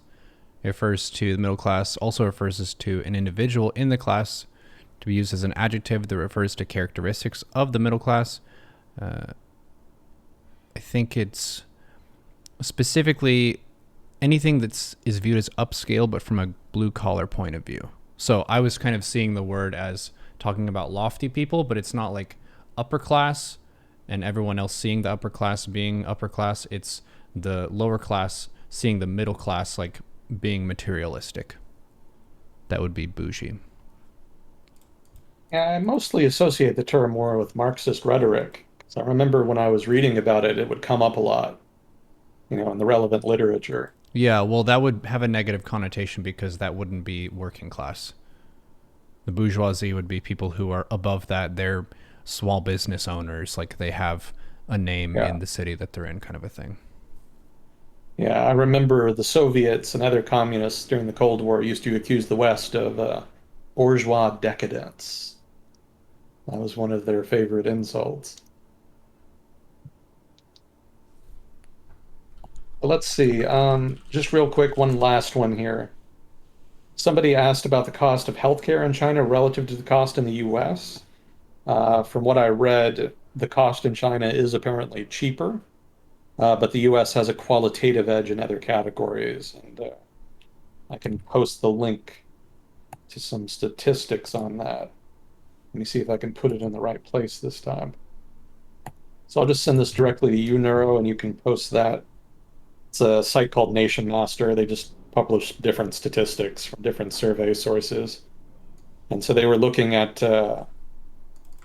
healthcare measurements, basically. And in general, the US did better than China on a lot of qualitative measures, but on cost, China did better. Mm-hmm. Not surprising. Yeah, not surprising. We're good at making that expensive. Yeah, very much so. So I guess it kind of depends. I mean, it depends on how good your insurance is.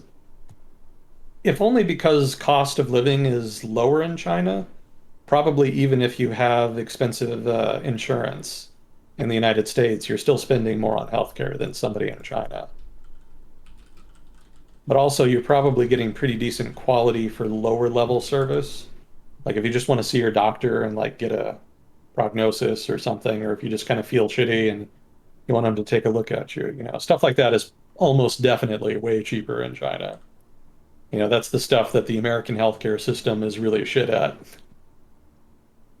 But in general, I would expect the US to be more cost competitive the more elaborate and expensive the process is, or procedure is, or healthcare in general. If you're getting treated for cancer, you'll probably spend less in China, but it might not be all that much less, especially if you've got good insurance in the US, and especially if you have to pay a really huge bribe in China to get decent care. Bribery will drive up the cost definitely in China.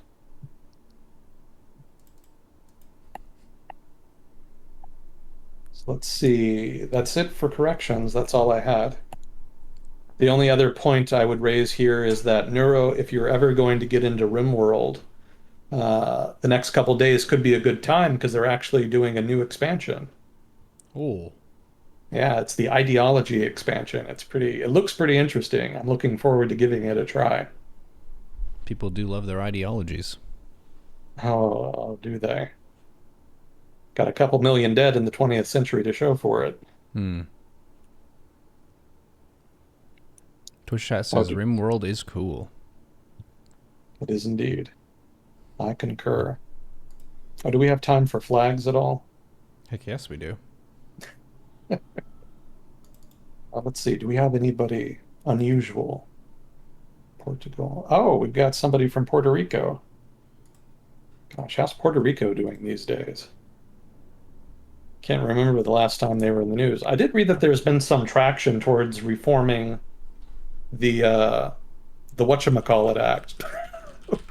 What am I thinking of, Neuro? The whatchamacallit, what? It's the act that restricts shipping.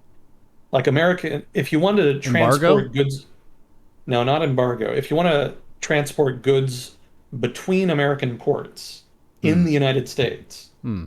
then you have to use an American ship. Jones Act, yeah. Somebody in chat got it. Jones Act. Nice. So there's been some traction towards modifying that so that shipping to Puerto Rico could be much cheaper. But I don't know if much has been done on it. I haven't heard anything new on that yet. I think there's a lot of other legislative priorities that kind of have been distracting from it. So I'm not surprised. But that is something they've been working on.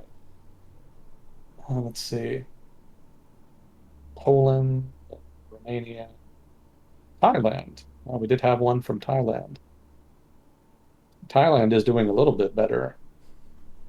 I mean, the economy must be improving since tourism has been recovering. I think I read about they were trying some new island thing, some new scheme by which people could travel more easily. Maybe it was some vaccine passport deal. I don't quite recall. Croatia. Wow. Yeah, you don't hear enough about the Balkans countries. They don't generally make the news unless something really terrible is happening. Yeah, I think Croatia's doing well. I think Croatia is the one that had the Game of Thrones shooting site. I think they shot a lot of their scenes in like this little castle area that there Camera was not gun.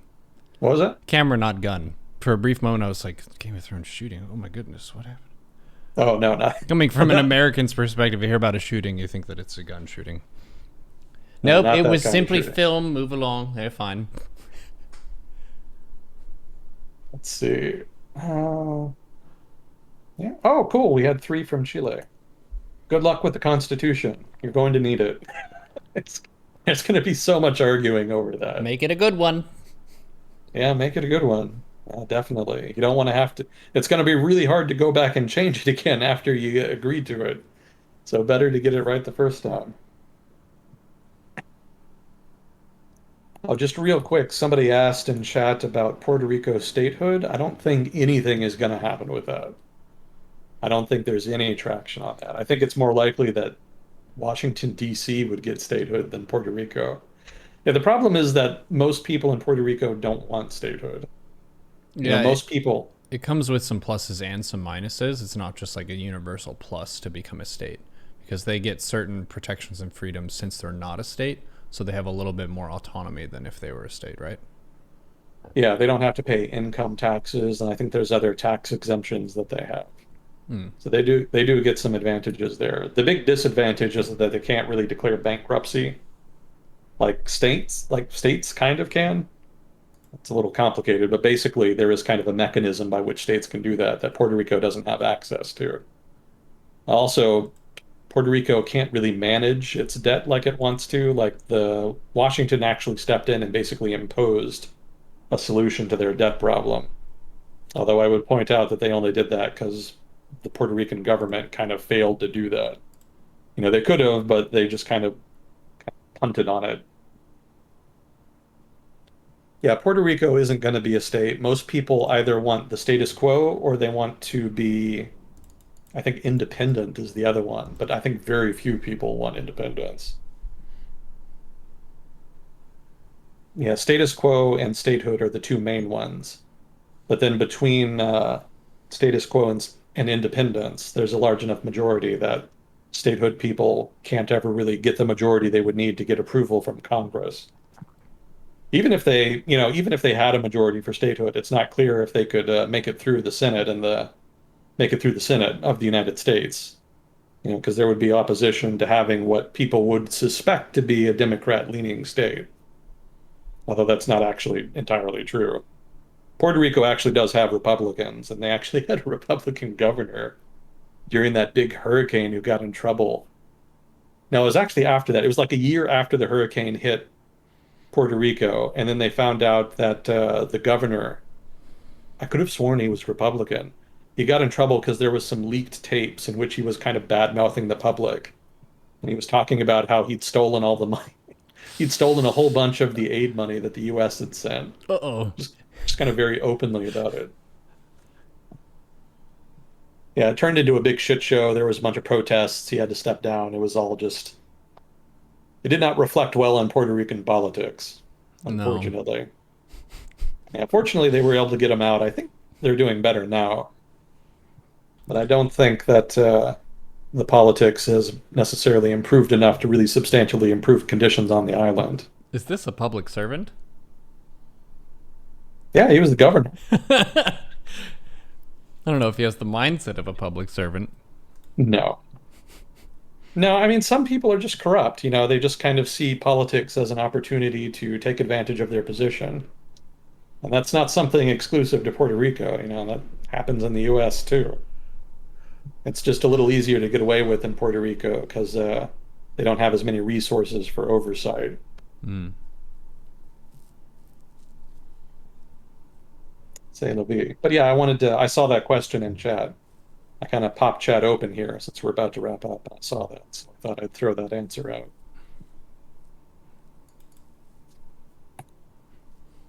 But thank you again for having me on. Always a privilege. Much appreciated. Thank you very much, sir, for taking the tangled web that is what's happening in the world and making it into something educational and fun. And thank you, chat, for helping us with the corrections, either in the comments or in the chat, right as we go. We would prefer to be corrected than to continue to be wrong over time. So. Oh shit, I never did the disclaimer. That means that people are going to think that you assumed you're right about everything. Oh, damn. All right, I'll stick it in right here at the end so I can say that I've never done an episode without one.